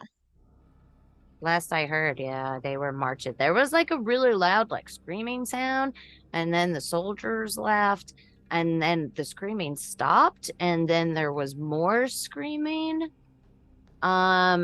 But I don't know what's going on since then. That was all just a part of our plan to help get all of you out. Oh, that was really smart. Yes, I wish I could take credit for it, but that was Will's idea. We're gonna meet up with him in just a little bit. Okay. How long do you think they're gonna stay gone? Probably not long. Should we be going then? Yes. Echo, you can make me a perception check as well, please. Please.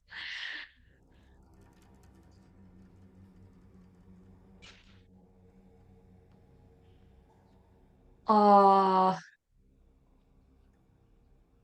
25. 25. Very nice. Not immediately where you are located, but somewhere in what you would assume is an upper floor. You do hear kind of the soft footfall of a person, humanoid. We have to get out of here now. Is there an exit through the kitchen? Looking at a child, Elyon. I don't know. I've never been in the kitchen. Any of you? Kitchen? No. Mishka's the only one that works the kitchen. I hope we don't. Never mind. I hope for that too. All right, let's flip back. Indai, what was your investigation check? 18. 18. Not bad. Okay. You do find a set of like 6, I think it's 6, yeah, brass egg cups that are all embossed with the faces of crying children. There is a really ornate hourglass, but you don't think that it would actually last for an hour. So just a real small one. And then there is a particular note. There is like a little wooden coffer that's gone kind of moldy, and it's what languages do you speak? 1 second. Abyssal, Celestial, Common, Infernal, Thieves' Cant. It says something on it. Nice. I'm not quite sure exactly what it says. I just take it all and I put it in the bag. Bag. Beautiful. jar of something, egg cups, and whatever else I said. Because I've already moved away from the page. Once I have to jump around a lot with you guys. No, it's okay. yeah, All right, once, and then once the paladin was started grabbing all of her gear, Dash would start heading back to the door to check on the others. Okay. I'm gonna follow Dash because I don't. It's a full-grown paladin in there. It's not her thing. All right. Is there an exit that way, Dash? It looks like there may be one going outside. Is everything kind okay in here? They're getting closer. I hear them upstairs. Oh boy. Then yeah, I guess that's going to be our best bet. Yes. This part was not well thought out. yeah, getting out. Well, we've got more help. So the more children adult are help. ready for battle. No, this is adult help. What? No. Oh, adult help. You're not going to be in bad with children. It's okay. I don't know how to fight.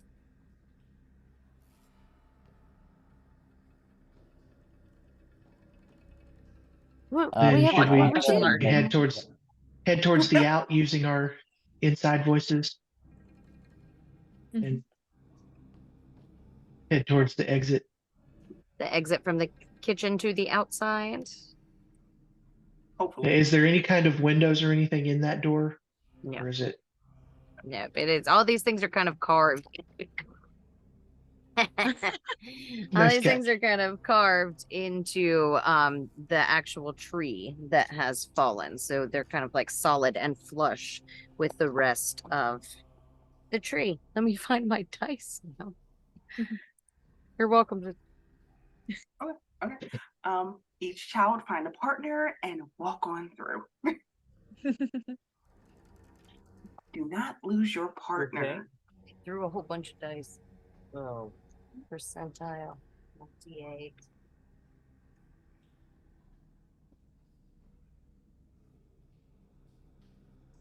Bitch. Should we come up with some kind of marching order to try to encapsulate these kids as best we can? Yeah. I can protect our rear. Okay. I'll be on the left.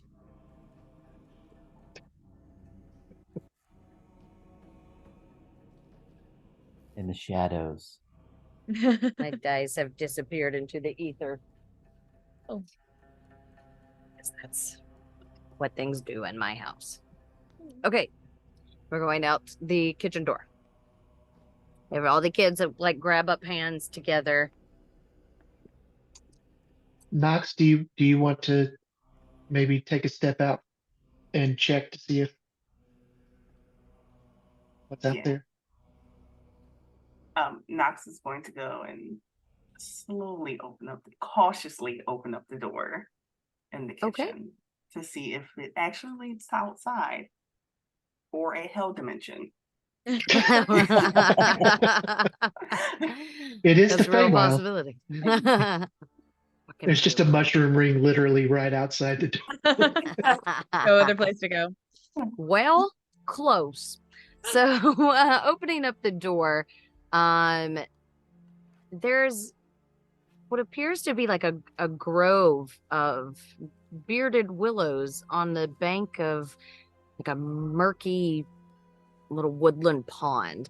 There is a patch of tilled earth. Try it again. There's a patch of tilled earth that spreads out beneath the boughs. There are several red cap toadstools that are just beginning to emerge from the loamy soil. Huh.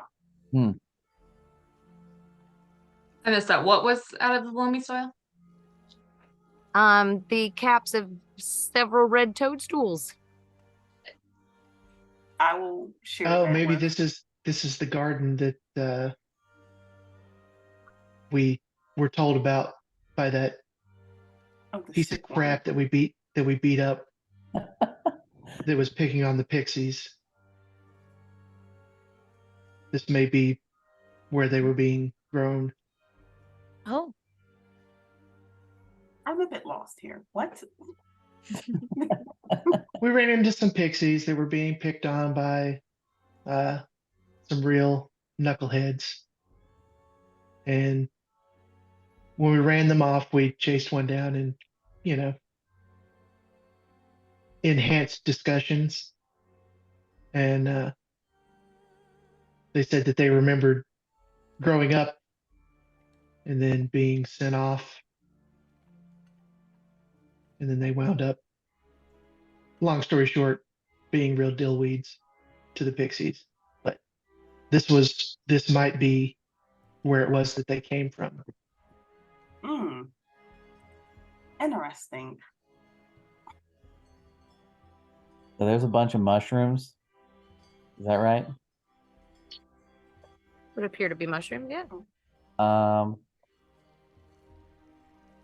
I'm just gonna pick the mushrooms. but I'm Nope, not no, gonna you are eat them. not. The minute I see I'm not Indai gonna moving eat towards them. picking a mushroom or anything, I'm going to physically stop him from doing so. You're going to attempt to resist? I'm like, I don't want to eat it. I don't want to eat it. I just want to pick it. I want to see what it's like. I want to. We do not have time for that right now. We've got a bunch of kids. We've got to get out of here. What do they look like? What do the mushrooms look like? They look like Red. the little red toadstools. Just the tips of them kind of sticking out below me. Swear. are they Ah. forming a shape? They're somewhat conical and somewhat mushroom-like. No, sorry. How they're Mm. growing. Are they growing in a shape? I get you. They're kind of in a little circle. Okay. Okay. All right, kids, this way, around the mushrooms. All right, you guys make a wide berth of what appear to be these mushrooms. And then looking back towards the tree line, you can see just the back sides of those goblin stalls, the little market stalls that were outside. So you can see them off in front of you. It is now between you and remember the bridge that you crossed across the dry little creek bed? It's in between you and that bridge to get back to the tree line. Oh, interesting. You can take a look at I'll edit this out, but if you look in the Discord chat, there Yeah, is I'm a looking at it map of now. Loomlurch. I'm looking at it. Dika, I don't know if you're in our... I am not in the Discord. We'll have to invite you. I'll invite you right now. Ta-da. You guys are at, right past area L15, moving back. So Oh, almost okay. to the immediate right of the big tree. Look at everybody looking. It's amazing.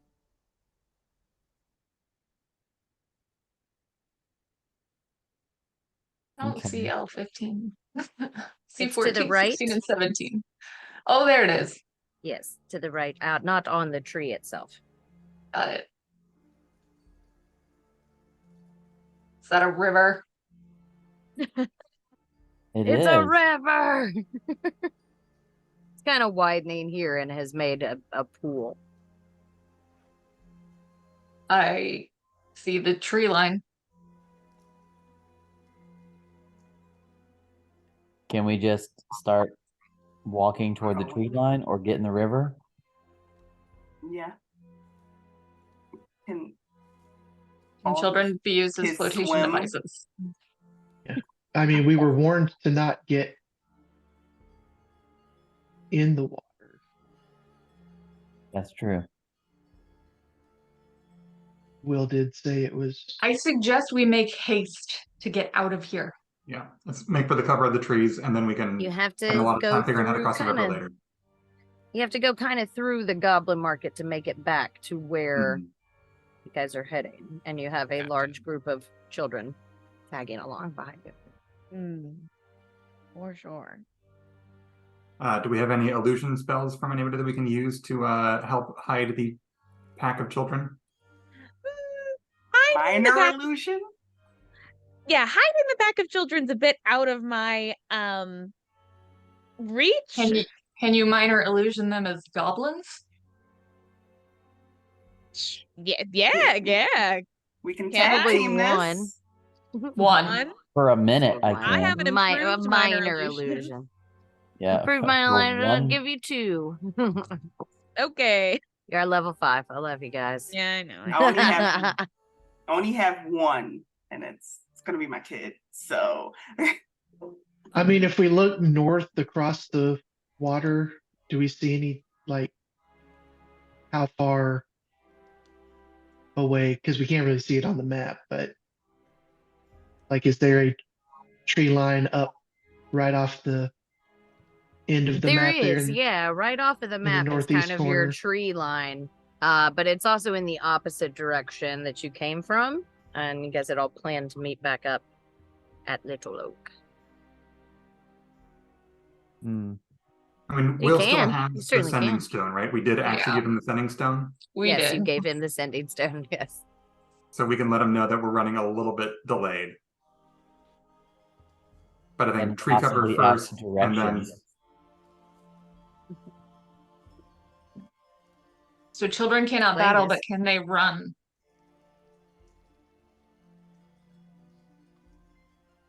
They can run. You can run, right, guys? I say we have them Yeah. run to the tree line. Yeah, you can run. Yeah, you can run. I'm that's gonna kneel with my drawn bow and try to cover in case anybody starts to see. Now we just Them go, we running. just run. We run now. We run straight. We going across the bridge.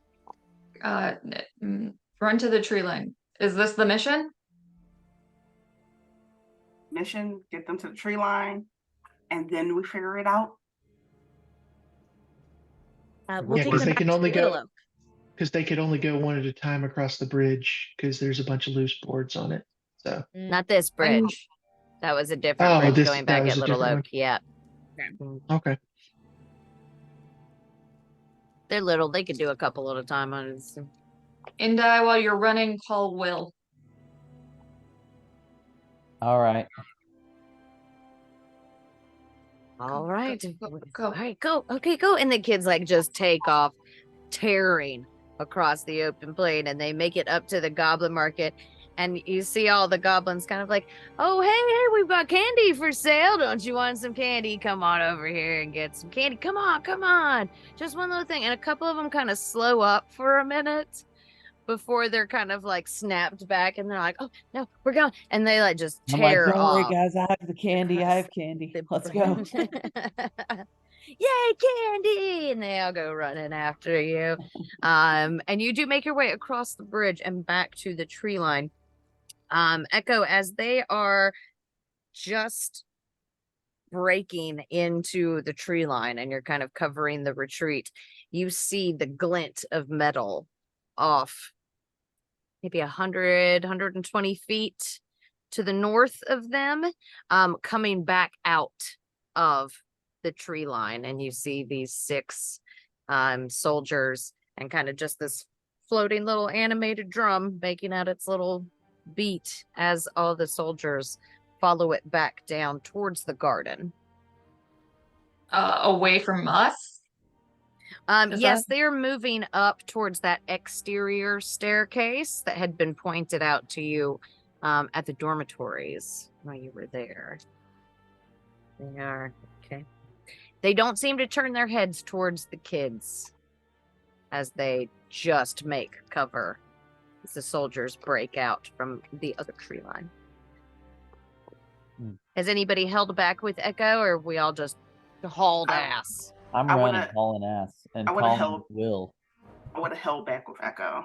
Yeah, I would have made sure all the kids got where they needed to go. Okay.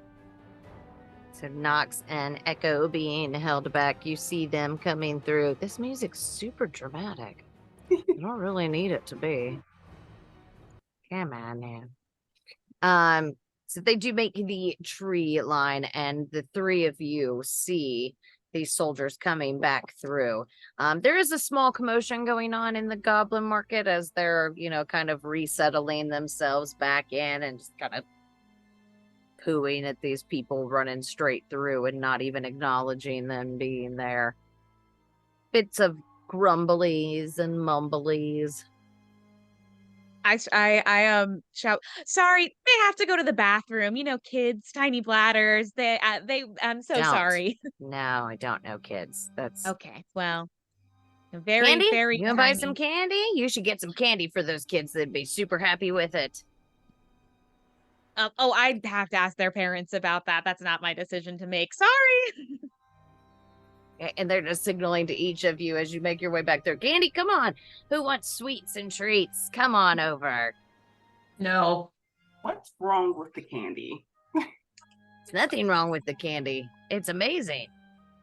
It'll make you vomit pink foam for an hour. That is not true. Well, do not take your defamation very kindly. These are the best candies this side of Prismere. I'll have nobody say otherwise. I'll leave this conversation and keep walking. But you all eventually meet back up in the tree line, all of you kind of reunited. Indai, you said you were going to call Will while you were hauling ass? Yep. All right, what are you doing? Will, are you there? Oh, hey, yeah. Hey, we're almost back to the bridge. Bridge? What bridge? Our bridge, the one we built. Oh, okay. Well, Where are you? Did everything work? Are you out? Did you get anybody? I mean, kind of. We got some kids. We got a bunch of kids. I've got a bunch of kids. I don't know where everybody else is, but I got some of the kids too. I don't know. They all stayed behind, and I have a bunch of kids. They left them with me. I don't know. That's crazy. I hope they're okay. Maybe they fell the tin soldier attacks. No, they're all here. They're all with me, but I'm running. So. Oh, you said they just left them with you. How do we get out? We just come back this way. Meet us at Little Oak like we planned. Follow the plan. Oh, we had a plan. Yeah. Yeah. So what's the good of having a plan if you're not gonna follow it? Little Oak, let's go. Okay, well, I'm waiting for everybody else. They're slow and I'm fast. Me and all the kids are fast. Okay, well, keep moving. Don't hang around. All right. Leave them behind if you have to. Okay. All right, bye. Okay, bye. You guys all meet back up eventually, and Rockrell turns to you, Amrik, and goes, "Are they always like this? Really thought that I had taught you better." We work with what we have, and yeah, this has been the way it's gone. But we've got a pretty good track record so far, if I do say so myself. Pure dumb luck, Amrik. What are you doing here? I'm here to prove that I can be a paladin, and once I got here, I realized too that I'd lost something. So I'm trying to get that back too, but mostly I'm here first and foremost to prove that I'm worthy of being a paladin. Well, you know that you're worthy. You wouldn't have all that you have if you weren't. I appreciate that from you. You've always been there to keep me in the right place here. So thank you. Well, at least I can help you out. How did you end up in that situation? That, my friend, is a very, very long story. How about we get somewhere a little safer, a little quieter, a little softer? That would be great. A bed and a drink. We enjoy all of that right now. Did you ask Will about Juniper?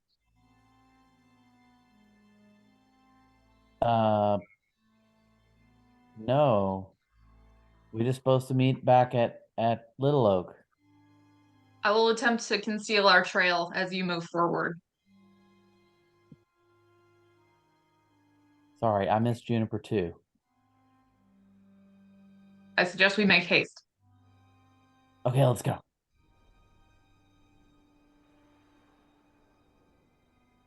Oh, you're muted, Dika. Damn it, I can tell it was funny too. Darn it. What is Juniper? Juniper is the best, and if you hurt her, I will hurt you. Juniper's our pet. Well, she's not a pet. She's our friend. owlbear. Okay. I was gonna say Juniper's stick. Is it a person? She is Alright. wonderful. Awesome. An owlbear. Interesting. She's our owlbear. She has a chariot. Wait, where's the chariot? Where's the carrot? We left it with Little Oak. Okay. I like Didn't we? that. Gold. Okay, I'm gonna very much use all my woods knowledge to try to make sure that we are not easy to follow. Excellent. Make a survival check for me, please, then. That I can do. Ooh. And this is my favorite terrain. Did we Yes, say? it is. Yeah. The woods.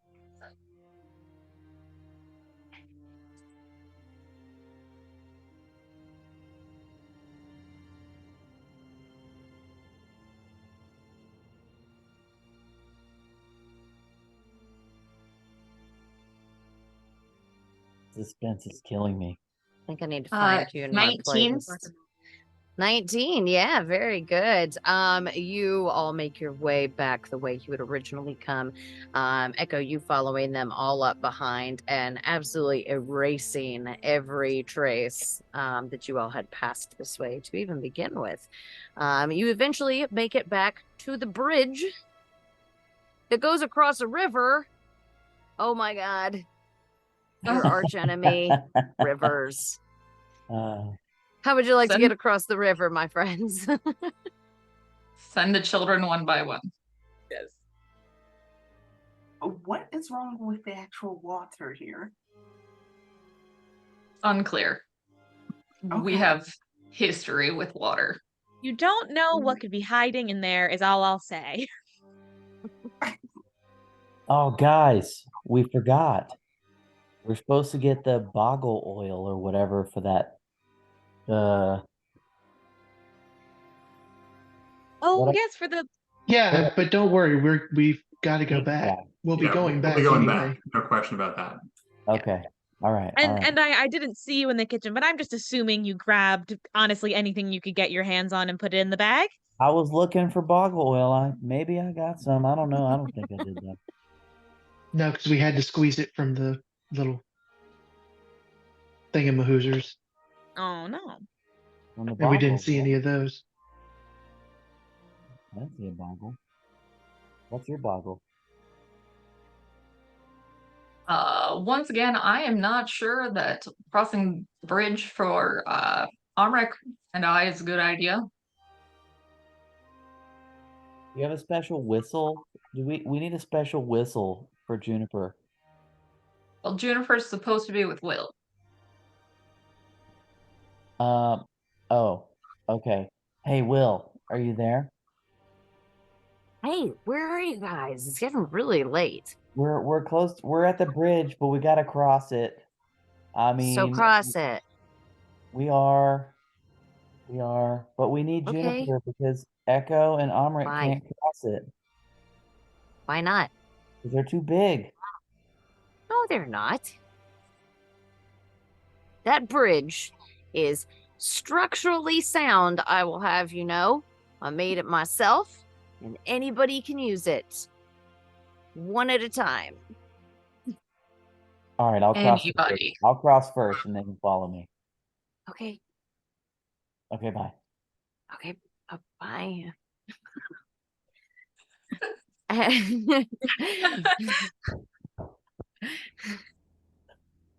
Well, I'll Somehow cross we the got Reek. out of this situation without being harmed. I'm amazed. Yeah. Great. All right, Indai, carefully maneuvering and remembering the spots of weakness that you had seen last time you crossed this. You nimbly make it across the bridge, and you have successfully crossed a river. And then I yell at Nox. Hey, some of those are pretty weak. So it's this one and that one, and the 17th one, and the 32nd one. Okay. As you're doing it, I just activate my boots and like I fly across. Nox just hovers Yeah, I just before hover. zooming out across the bridge, carrying Elyon. Yes, of course. The kid has not left my side yet. Damn right he hasn't. He has been super clingy, not let go of your hand so far. Good boy. Oh. Who's next? Well, Reed, do you want to go? Sure. Do you want to lead the kids, so that since you have the best memory of where everything Yes. is? Yeah. Do we just all go? No. Wait, No. watch what Bree does. Or Okay. else.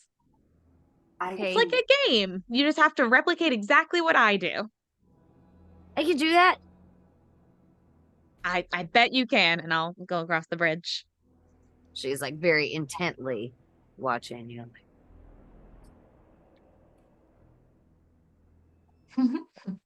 Okay. Got it. Let's do this. And she just kind of like nimbly begins to make her way across, and they begin to cross one by one. The fourth little kid that crosses, which was called Ruff, the little bugbear that was crossing. They, because they're so big, it's kind of like moving and it's breaking their concentration, and they do put one of their feet down on a weakened board, and it kind of like begins to crack and splinter under their foot, and so they pull it back, and the board kind of breaks and tumbles down into the river below, and they just kind of give a before like going across, like making a big step across it, and then continuing their way across the bridge. And after just a few moments, all of them have made it across to you. So now we've got Dash and Amrit and Echo. I'll go next in case of misadventure. There are people still behind to help with things on this side. I assume your friend is also going to struggle. Yeah, that's not Like- going to be a very fun one, but we'll figure it out. You want me to go next? Sure. Let's see how Amrit goes. That was okay. All right, she takes her first kind of tentative footstep out and just kind of stops for a moment, feeling kind of the weight and the movement of the bridge, before she carefully makes her way. And there are a few like creaks and groans under her footsteps, but she moves as lightly as she possibly can, slowly, and holding on to kind of the rope handrails across this. But she does eventually make it across, and she looks back at you and she goes, All right. I will follow. all right. Same as before. You feel a little give kind of in the ropes. It seems like there's almost like a bit of a slackening that's going on in it. And you do feel it move a little bit more than you had. Well, you didn't cross it the first time you flew across. But you see it moving a little bit more than it had been for the previous people who had crossed across. I'm trying to look for the right word. Yes. My words were like, bleh. You forget your entire vocabulary tonight. But yes, it does move a little bit more than anticipated. But if following everybody's example and stepping over the correct places, you make your way across as well. All right, and I'm going to Echo. share with folks that the bridge seems like it might be starting to weaken, so we probably want a backup plan in case things don't go well. All right, Echo, if you want to go ahead and go across, I'll wait because I've got more options. More options. And I will try to keep an eye out for you. You could take the other end of this rope across the bridge. Okay. Then I will do that. Okay. You grab a hold of the rope and nimbly make your way across. Second nature to you to know where to step and how to step. You do make it to the other side. Are we sure we just don't want to call Juniper? And what did Will say about Juniper? He said that this bridge was just fine and we don't need Juniper. What he said. What do you want from me? When I hear that, I'm going to step up to help Dash hold the rope.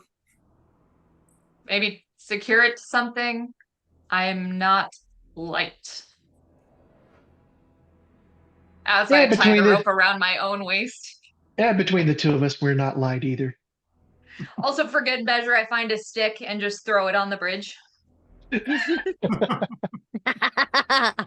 A giant dark flying creature descends upon the bridge. You don't get to take over my game like that. I decide when creatures descend from the sky after tricks. Thank you. It's my game. The bridge does nothing in response to your stick throwing. All right. Going to walk across heavily but silently. Okay. Because of my boots. The boots. Very nice. Okay. You make your way across the bridge safely to the other side. Very nice. Sometimes a bridge is just a bridge. I still don't trust it. Sometimes a bridge breaks. And sometimes chairs try to eat you as well. That's warranted. And sometimes things try to eat Ree. That's true. Yeah, things try to eat Ree fairly frequently. That's very true. You all have made your way safely to the other side of the river. What would you like to do now?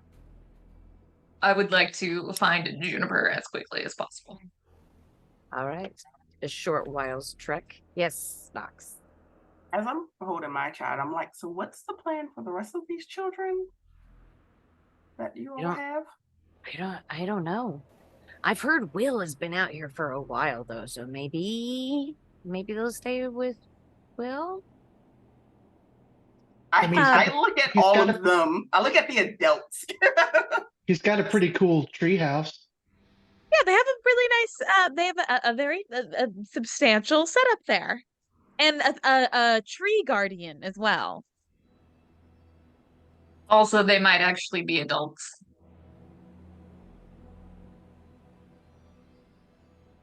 Yes, that is to be determined. And it's just a group of children that's been surviving. And apparently. And they can all walk. Okay. I would be concerned if they could not all walk. Actually. And they just continuously get captured by the hag, which I have a strong assumption she may be. We think the mirrors that we all saw, and I saw everyone turn into children in the mirrors, except me, because I was never a child, but it was very interesting to me, which is why I like watching these children. But first we have to find Juniper, so I suggest we move quickly. And I'm just going to take off. Yes, none of Leaving the my- children behind, leaving the adults behind. Just heading towards Little Oak. Knox, the little girl from the kitchen, Mishka, she like looks back at you and she goes, she's brought me back twice already. This is my third time escaping. So you keep getting kidnapped by this. Just Okay. me. Will's been out for a long time and he hasn't gotten captured again. How does she find you, Mishka? She just puts bounties out. Well, she's got a lot of bounties to put out now. She does. All right, and Okay, I see just no one like else is dismiss concerned the with whole this. thing. I'm a little concerned. I just see no other option at this point. And the Little Oak and the tree is better than leaving them in the weird workshop. Well, of course. I guess I'm just saying we know what the cause of the issue is. Why not root it out? Oh, I like her. Me too. No, we'll definitely need to go back and But at least we deal got with the kids out. Nightshade once and for all. There's no question about that. She is a source of phenomenal pain and suffering for people all over this land. She cannot stay in power. What's your stuff? I yell over my shoulder. Yes, also that. Let's get the children to the treehouse with the guardians. And I just like interrupt the whole thing and be like, I still have candy, and I just start bolting toward the treehouse. Kids are like, yay! And like take off running after you, except for Elyon. He stays by your side and he just kind of tugs on your hand and says, Mom, can I have some candy too? Go ahead, run with them. Yay, thanks, Mom. And he like takes off after the other kids. Echo, you hear just a horde of children gaining on you, led by Indai with a lollipop in his hand, charging back towards Little Oak. And you turn and see them right before you turn around, and Juniper is like barrels into you and like knocks you to the ground, and you two roll a couple of times before she like pins you down and begins just like licking the side of your face.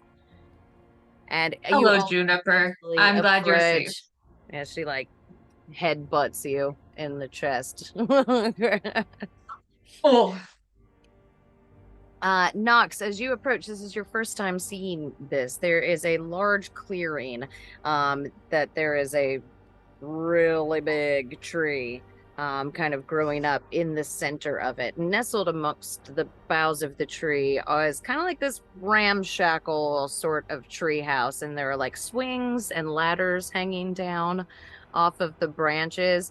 And you, as you arrive, you all see Will in kind of at the base of the tree, and he's got Bobby and Sloan and Zemnor with him, but there are also 3 more children that are with him as well. There looks to be like a small goblin girl, and then there are a set of gnomes that look to be twins, 1 boy and 1 girl, and they are just like talking excitedly and looking around, and occasionally a little nervous glance as they look up at the sudden noise of you all entering their space before they kind of settle back down, realizing, and all the kids just like, oh my god, we made it, and they all just like collide with each other in this clearing, and there's like laughter and crying and shouts and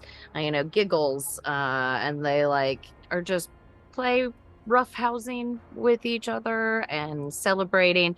One of them is like beginning to build up a fire, and Bobby and Sloan are coming down from the treehouse with like trays with like fruits and veggies and meats on it, so that it look like they're moving towards Will at the fire.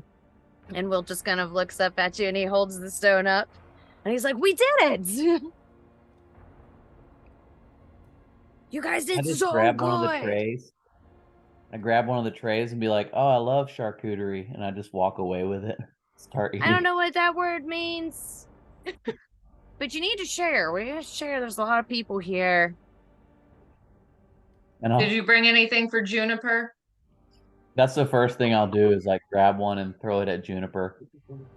And she like catches it out of mid-air and just swallows it whole.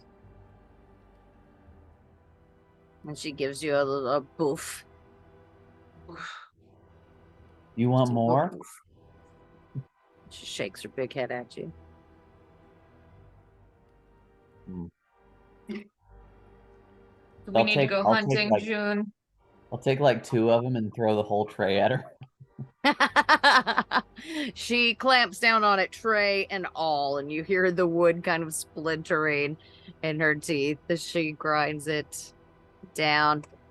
And then she just comes up to you and she gives you a little sniff. And then she takes the 2 pieces out of your hand. Oh man. And just walks off. She gives you a little fart as she turns. Rare small smile from Echo. If you give an owlbear a piece of charcuterie, that's what they say. I've heard that too. Yeah. It's a well-known saying. Yeah, it is. You guys have all met back up at Little Oak. What would you like to do now? It's moving on towards evening. Oh, it's camp time.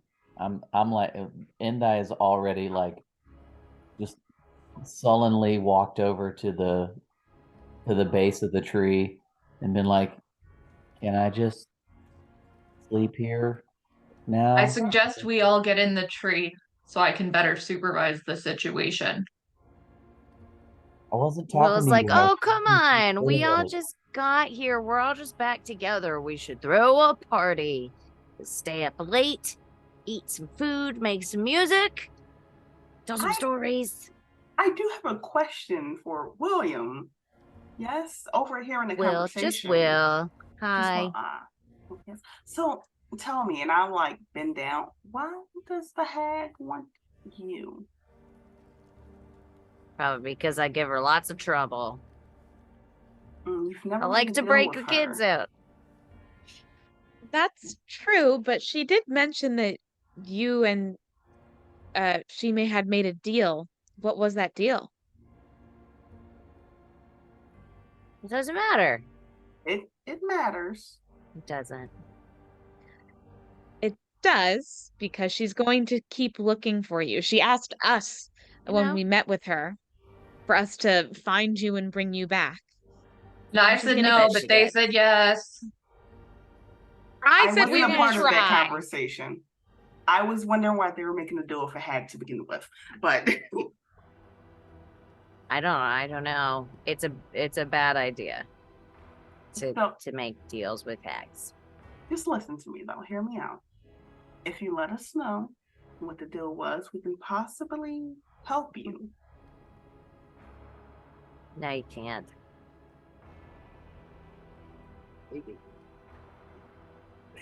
I have no stupid stuff. I have no intention of fulfilling my side of the bargain. What did she give you? She gave me this. He just kind of gestures.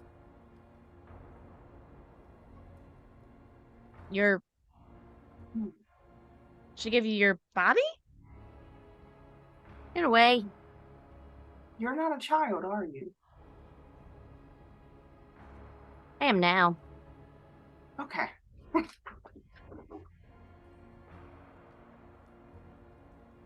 What does she want from you? She wants something that I am not willing to do.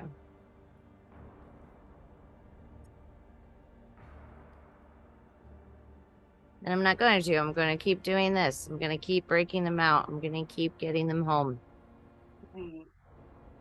Well, if you're not going to do it, then there's no reason that you can't tell us what it is.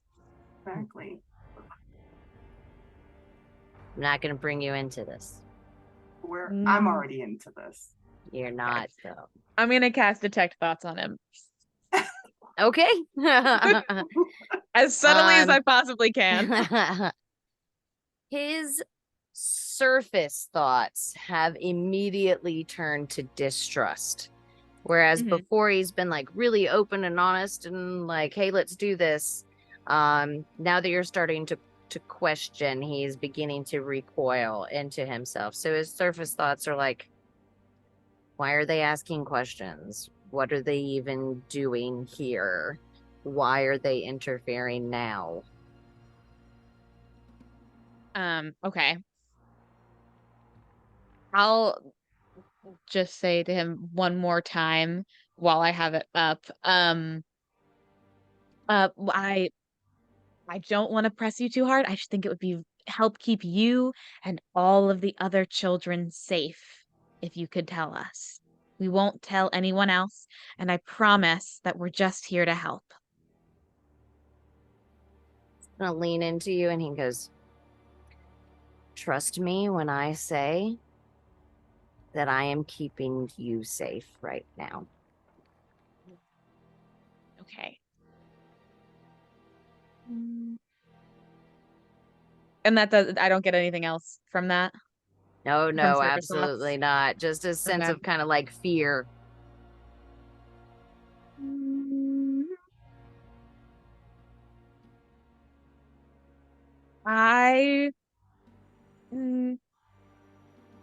Oh, Reed doesn't want to invade a child's privacy. Not that he's actually a child, but it feels weird about it. So we'll just drop Detect Thoughts. We'll not probe deeper. And he's gonna back up and he goes, but I have so much fun to be had with my friends now that we're all back together and away from her. You guys want some dinner? Sure, that would be great. Awesome. Come on over. And he gestures you all over to the fire. Elyon, stay close to me. Okay, Mom. I'm not going anywhere. How When can we go home? Might be a little bit longer than I anticipated. Okay. Yeah, Dash does not like the fact that we're just sitting around.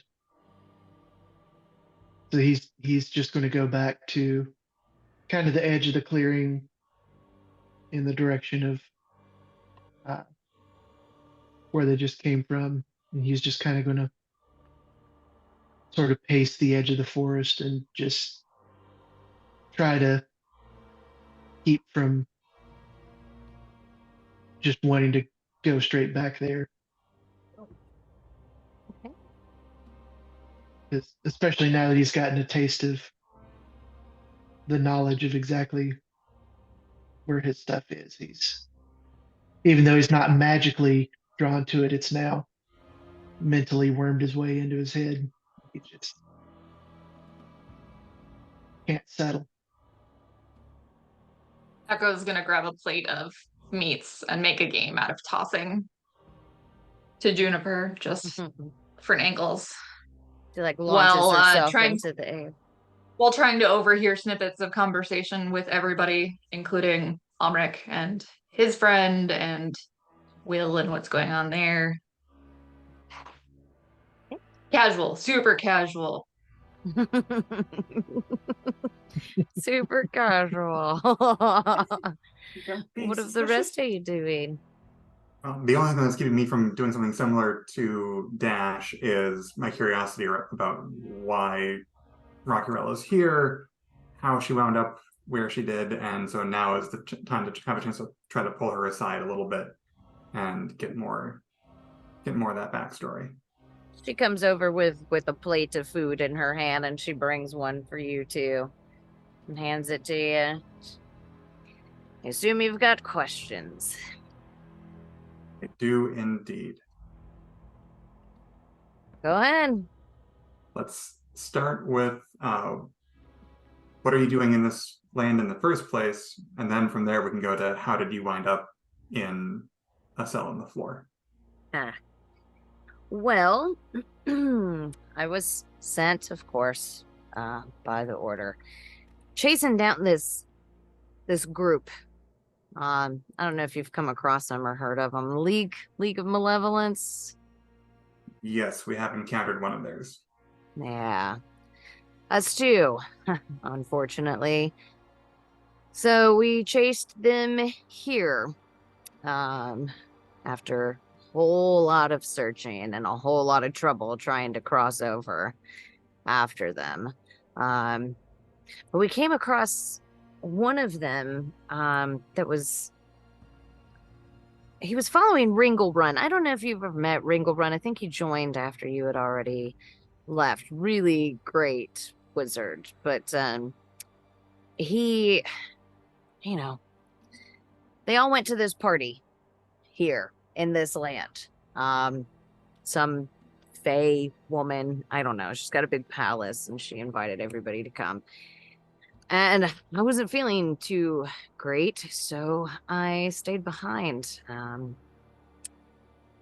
I just didn't come back. I went searching for them, and I found them in the palace, and they're just there. They're not moving.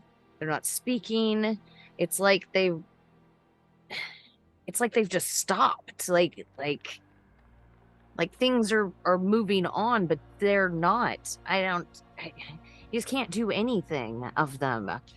But I was following one of the members of the league, Kellic. He's after Ringle Run's staff. And he showed up there with some sort of horn, I guess, and was trying to do something to Ringle Run while he's in this stasis, I guess. I did manage to at least stop that from happening, but I didn't walk away from that one. And then I woke up under that floor. For a while, it was really bad. Then I guess she just kind of lost interest. So I've been stuck under that floor. A bunch of kids begging for scraps. Jesus. I don't know what brought you here, and I don't really give a shit. But I am very glad to be out of that hole. I'm glad we could get you out of there. Me too. Eat. You look hungry. Armor's starting to hang a bit loose there on you, pal. Oh, we both know it'll be a long time before the armor hangs loose on this chest. And then chest pound thing. Kind of slams hers into her breastplate as well. What are you doing with this group? How did you come back? How? I started off on my own. I first went to Hither, which is another land that's been affected by one of these hags. And I found this group who had made their way here by way of the carnival. You remember I told you once about that carnival that I went to long ago as a kid. Yeah. They've had the same experience with them. They found it recently, and through that somehow they wound up in Hither from there, and so we connected there, and they clearly were in need of aid. I had aid to offer, and together we were able to do more to alleviate the suffering of others, and that's what we're here for. Noble cause, as always. What are you doing now? What are your next steps? Well, now that we've been here, we've had a chance to see what all this Granny Nightshade character has done to this land. Clearly, we have to put a stop to that. Yeah. Because she's causing all this suffering. And then after that, I don't know, it seems like there are more hags yet to find. We've dealt with one. We took out Bavlorna back in hither. You took out a And hag. as a group, yep. Hmm. Our luck might be Impressive. dumb, but it's fairly consistent. Hey, I guess if it ain't broken. Yep. So Can't imagine trying to operate like that, though. well, What's up with we the found our one with own the path. horns? He's got like neon pink stuff on his shirt. What, like down the sides of his face? What is going on there? Yeah, he lacks discipline. He's still figuring himself out, and yeah, regular source of frustration, but a good heart, and you know, as we have learned, it can be uncomfortable to be around those who are different from us, but ultimately we're better off for it. And I'm trying to embrace that in this work. Good job. I'd keep an eye on that one too. And he points over towards Dash. Because he's antsy. He is, and Antsy is dangerous. Yes, and I sympathize with him. And I'm thinking that he and I might have a conversation before too much longer about how to work through this together. He's had his own training in a different way of things, but I think we can work with that. Rated is rated.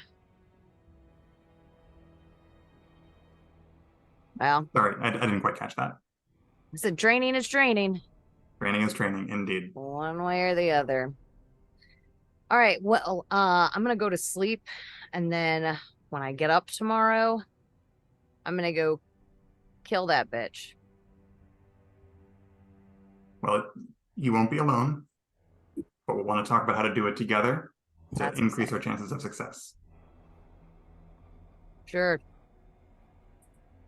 They don't seem to really stick to plans anyway. But there's value in the practice of coming up with them. There's We'll value in see. finishing a mission. Not- Toddling away. That's incredible. Yeah, they're phenomenal. Yeah. I've never seen one that's operated alone. Yeah, they're a special one. It's like aware. Yes. They are indeed very Amazing. much aware and like the rest of us, growing into themselves more and more in a way that is wonderful to see. Useful. Wonderful and useful. Well, I guess I'll see you in the morning. Yes. She just kind of shoulder checks you on her way out. She's like, stand up straight. Walks off their dish. Dinner is eventually handed to all of you at your various locations. And the evening draws on. What would you guys like to do? I think Indai will probably go down to where Dash is, kind of noticing that he's trying to get ready to like bolt over there, and just be ready. Just be over there with him. And just hanging out with Dash. Yep. Just kind of silently hanging out. Yeah. Not Yeah, really just saying there. anything. Just there. being there. Cool. Ree and Nox. What would the two of you like to do? I think I'm going to talk to Will one more time. Yeah. Just some words of wisdom if he's off on his own. He's not usually on his own, but he is sitting just a little ways back from everybody. But he usually has at least 2 or 3 kids around him pretty much all the time. He is like the folk hero that they've been told of, you know, and so they're constantly around him wanting his stories and just wanting to kind of be around him. Okay, then I'll go over to him without my child hanging off of me. And she's home to go and play. And I want to sit beside him, and I'm just going to kind of say, listen, I know what it's like to essentially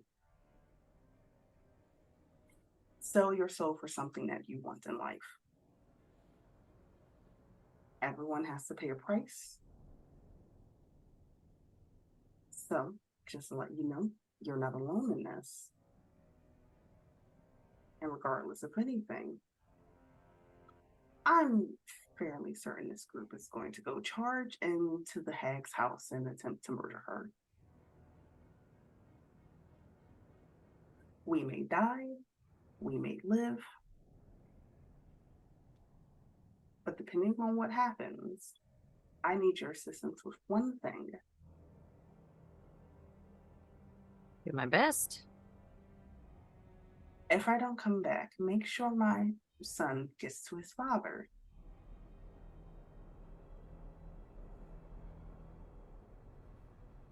You can do that. Perfect. But how about you just don't die? And he reaches over to you and grabs your hand, and you feel kind of this wash of magic come across you as he casts Death Ward on you. Okay, I'll do my best. And I pluck him in the forehead because he's a little Just kid. glares at you. And go sit next to probably Ree.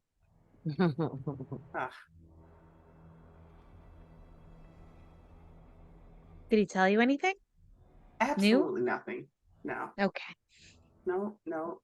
It's kind of a little shit. But he cares about everyone here. I mean, that is evident. He definitely cares for them. I'm wondering why he would have made the deal in the first place. Why did he want to be 11 forever? Right? That sounds horrible. I would pay money to never have to do it again. Just thinking about yeah. Oh. But looking, I don't know, maybe he was a doll or something. I don't know what happens there. But maybe he just saw he wanted life. That's true. I can understand that. I just worry that it may have, whatever his deal was, may have some more unseen consequences for the rest of our friends here. I get that sense as well. Knox, how did you get here?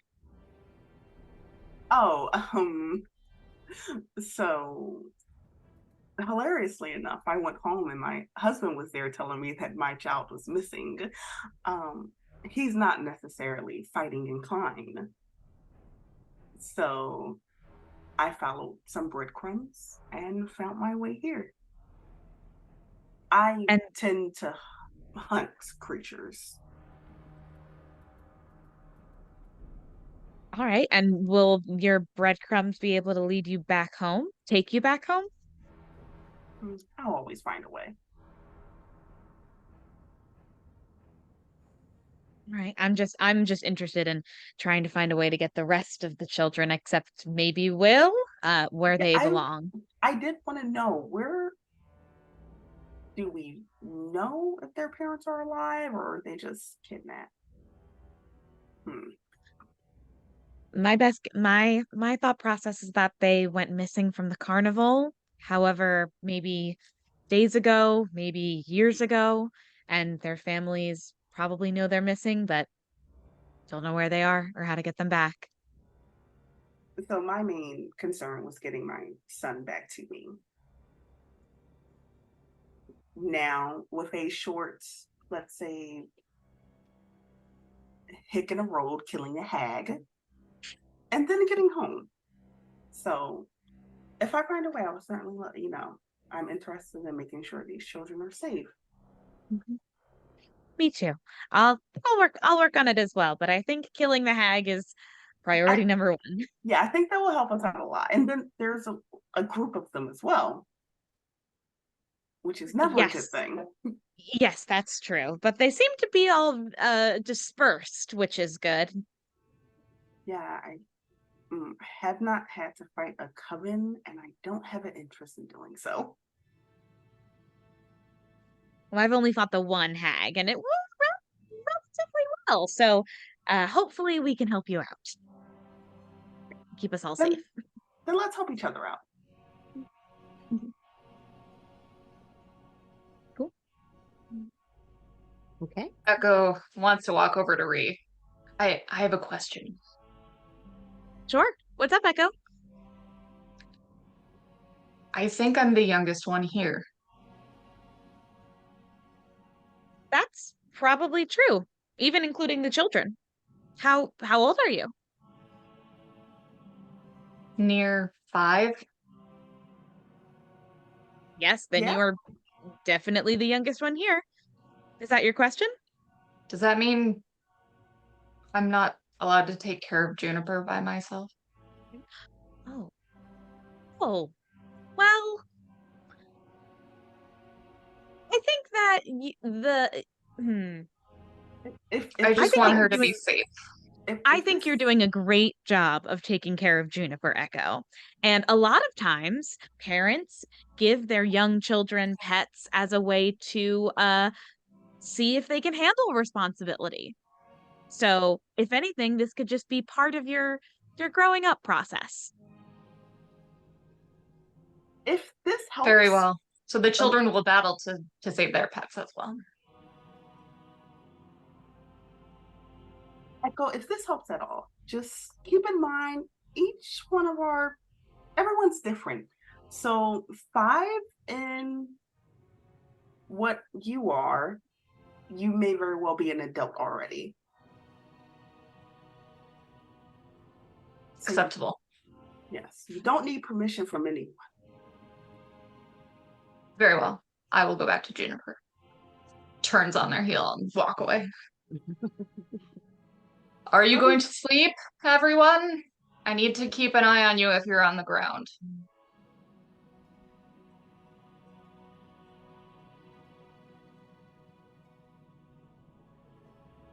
Yes, I think so. I think sleep and then back to Loomlurch. His little voice over from Almeric's companion, who he has not introduced you to at all, who has made no effort to introduce themselves to you at all. They're just gonna go, yeah, sleep and murder. I'm here for it. Agreed. Except Like I don't that one, sleep. Almeric. Like that one. Indai is already asleep.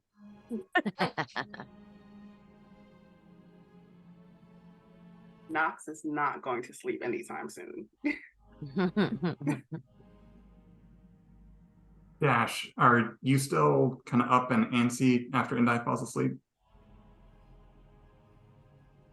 Yeah. He does kind of like he noticed that Indai came down and he was kind of like, okay, cool. That's nice. And then he like walks away, comes back, and then sees Indai asleep. He's like, oh well, he tried. It just keeps. I'm going to come over after my conversation with Rakirel wraps up. Because, again, feeling similar vibes. And so I'm going to walk up and say, hey, Dash, I think you and I are in a similar place right now. How about this? How about you show me how your order meditates, and I'll show you how mine does.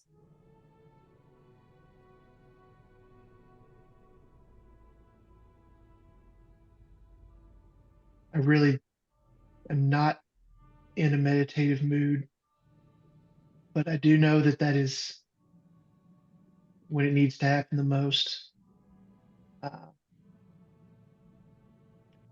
we can always give it a try.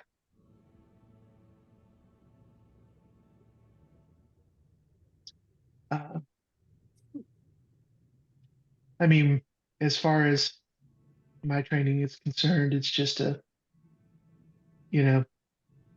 finding whatever spot outside of yourself that I kind of like to picture it as, say you're sitting below a tree and I sit there and I pretend that I am sitting in a branch above me.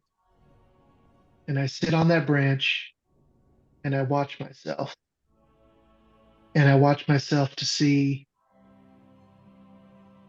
what is happening as much around me, and what am I doing in my search for stillness. Am I moving parts of my body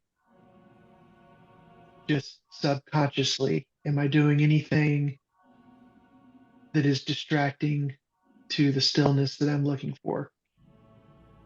And I had the advantage in the fact that I've got, the spirit of stone in my history. So being still is easy in some ways, but I don't know if I take more after my mother, but I've always got this fire burning inside me, and it's kind of the antithesis of what I'm seeking through my training. So I sit and I watch, and if I move, I make note of it, and I work to just bring everything to stillness. And then once I find it, I try to hold it, pull myself back into it, and just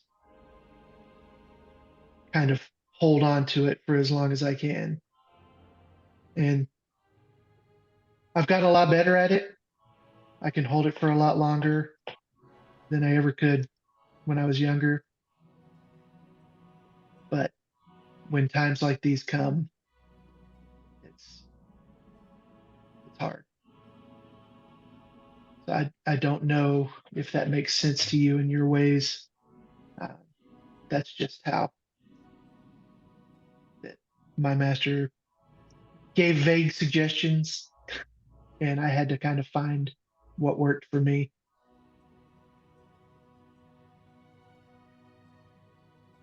That is beautiful, and thank you for sharing that. And yes, some of that I can definitely make sense of, and some of it is not because of my orders, because of where I'm from. I'm a dwarf. I grew up surrounded by stone, and I know exactly what it's like for stone to appear to be steady, but to have so much energy inside. And when the stone does move, something powerful is happening there. So when you speak about the fire and that resonates, and I have huge respect for that. So thank you. Well, what of yours? I see your respect for everything that you're around. But whereas I kind of pull out of everything that's around me into myself and kind of be in but not involved with anything. Like, it seems like you're involved in everything. Like you're constantly reaching out, is what it seems like to me. And for that does come from the church, the Church of El Mater. I think one of the core things that might help to make sense of it is the distinction between pain and suffering. pain sometimes is healthy. Sometimes when we hurt, it's because something's telling us we should, like something is wrong. You know, if my body hurts, if it's in pain, sometimes it's because it's been damaged and it's letting me know that. That's pain. Suffering is pain without point or needless pain.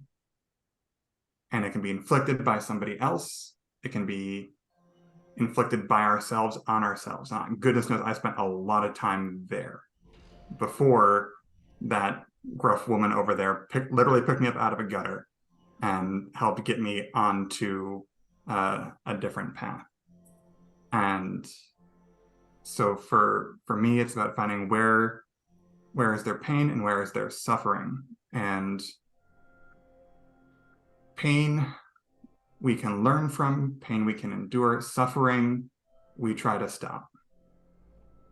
Suffering is something that it doesn't need to be. And those of us who have had a chance to learn how to endure can do some of that to give others the space that they need to get away, to get safe, to not have to take on that suffering.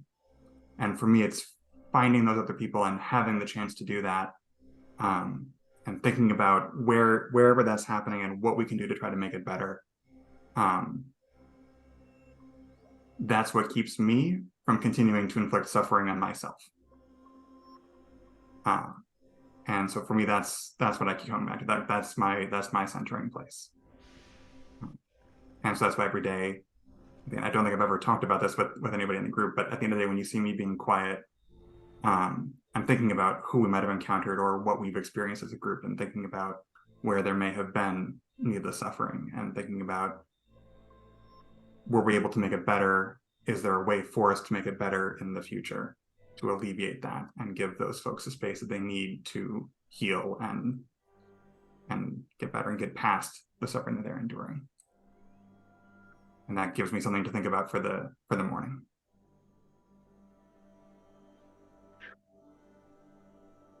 That's really cool.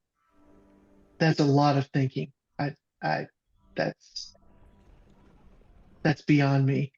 I think I'm not the best when it comes to thinking, and I tend to be reactionary, which is part of why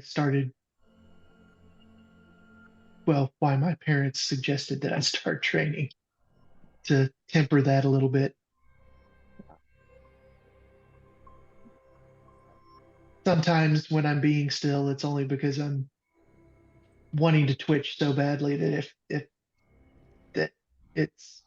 I know if I do, it's going to hurt somebody, myself included in that list.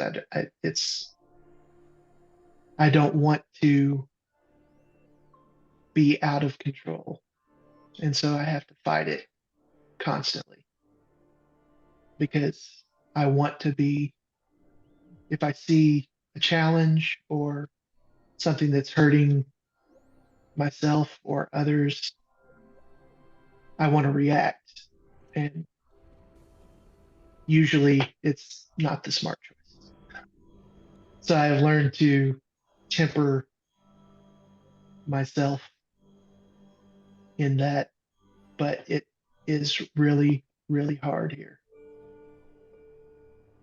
There's so much stimulus everywhere, and I just want to run through all of it like a madman. So I appreciate you having this conversation with me, because maybe I can add some of that into my thought process, and maybe make it where it's not so much just tempering myself, but helping to temper others as well.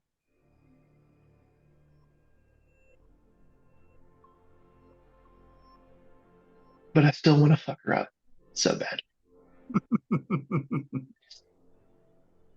I can't handle it. Yes. And I can feel myself, I can feel that part of me, that past version of me wanting to do the exact same thing. And there's a good chance that we will. I hope so. But for now, for tonight, shall we sit in quiet and work on our Yes. stillness? Yeah. Okay. And I'll sit down and crisscross applesauce and work on doing my business.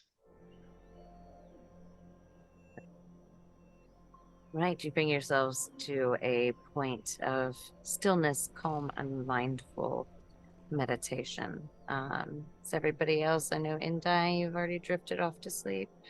Anybody else? I think while they're having the conversation, I'm like talking in my sleep, like a snore in a little bit, and then like a oh, there's a mirror inside of a bag, and then a snore in a little bit, and then why did I eat those stupid mushrooms?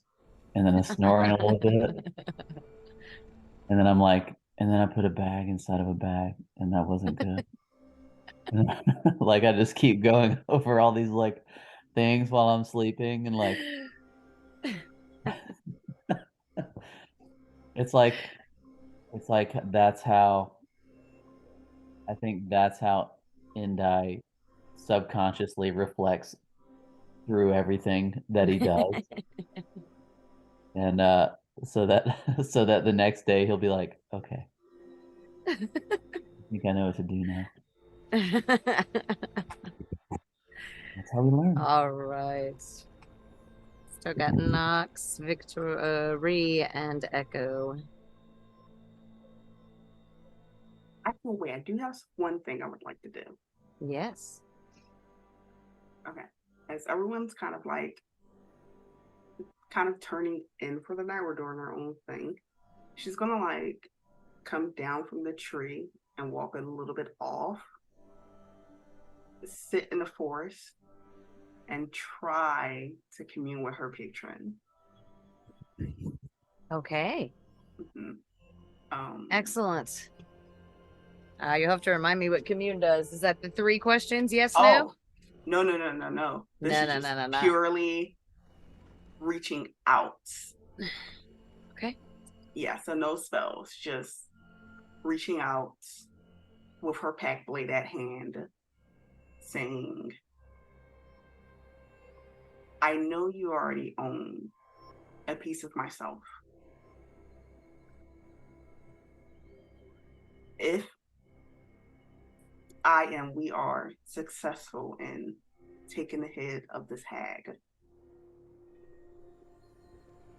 are you willing to take more of me to get these children home safely?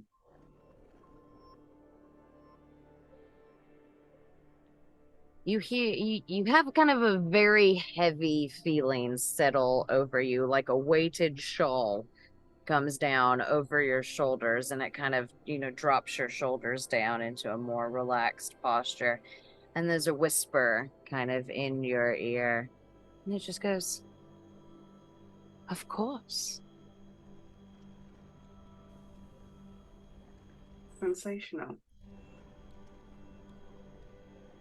Now she's gonna join back with the group and just lay down next to her pass out son and a pile of kids and go to sleep. All right. Rhea and Echo, last 2. I think after having the conversation with Nox, Ree will just like make a few notes in her spell book and her journal about just like things they learned today. Add to the list of missions and mysteries that she's keeping, so that we keep track of them. But then we'll just settle down and go to sleep for the night. As you were writing in your notebook, and kind of spelling out the things that you are intending, another script appears below yours, in kind of this slightly shimmering golden ink.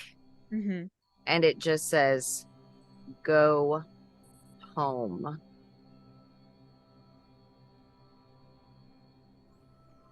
Great. Do I recognize this, the ink? Yeah. Or like the look of it? Yeah. Yes, you do. Yes. Okay, great. And this is in my spell book. Yes. Okay, great.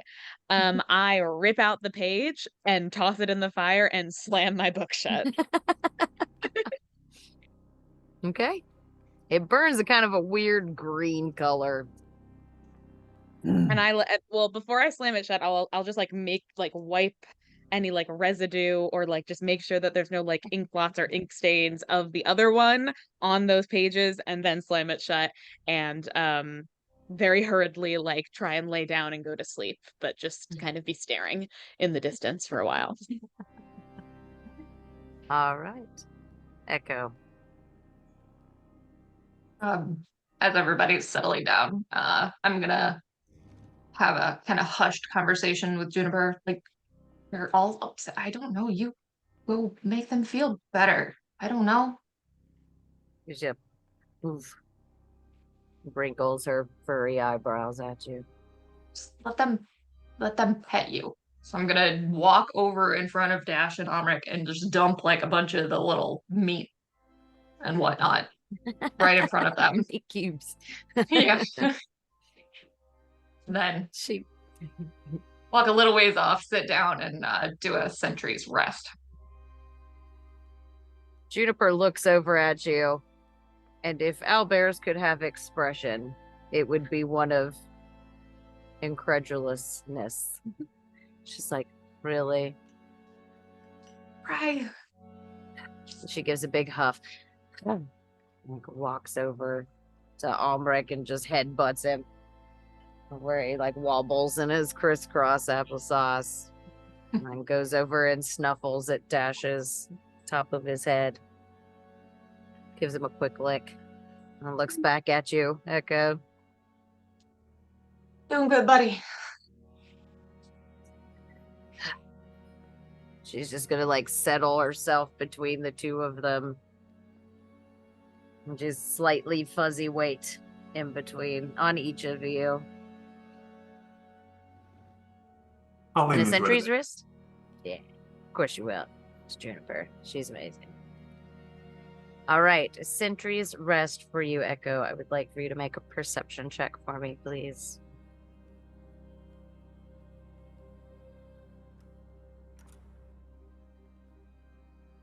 Not one, but it's my favorite terrain.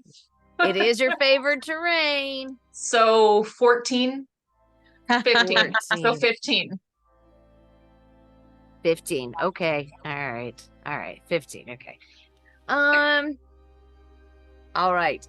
You find your eyes fly awake as you hear kind of a snap of a twig somewhere in the forest ahead of you, and then you hear kind of a creaking wooden rocking kind of sound, and all of a sudden you feel a flash of heat at your back, and turn around, and the base of this tree is engulfed in flames. And turning back around, a figure has come out of the tree line on a wooden rocking horse, the key in her back whirling like a fan, and she's just going to scream, "How dare you!" And that's where we're gonna end for tonight. Oh. Tree's on fire! Roll for initiative. We're not gonna roll for initiative now. Jesus, it's time to end the session. We'll roll for initiative next time. So that's gonna be all for this episode, and it's been awesome. I've had some really great moments that I will hang on to, and I really thank you guys for that. Y'all are wonderful, and you make this game really super special. And I love and appreciate each one of you. And thanks to anybody who might be listening to this in the future. And I know the first episode hasn't technically come out yet, so you don't know this, but I say, "Hi, future me," on the end of every episode, and it makes me super happy. Like, Hey, past me, how's it going? So, hi, future me. That's a trend now. It's gonna happen I'm on every TV. episode, every single one. We'll be back in a couple of weeks, and hopefully, I can con Dika into joining us once again to square off against Granny Nightshade. Dika, thank you so much for being here tonight. Wonderful as always. Where can we catch you at, Dika? Oh my gosh, normally over on Third Floor Wars. Third Floor Wars. Hi, Craig. Yes, thank you so All much right. for having me. Yes, no, thank you so much for being here. Hopefully we can bring you back next time as well, too. So we'll work on the details of that in just a few minutes. And in the meantime, thanks so much for listening, and we will see you next time. Okay, bye. Say bye, everybody. Goodbye. Bye.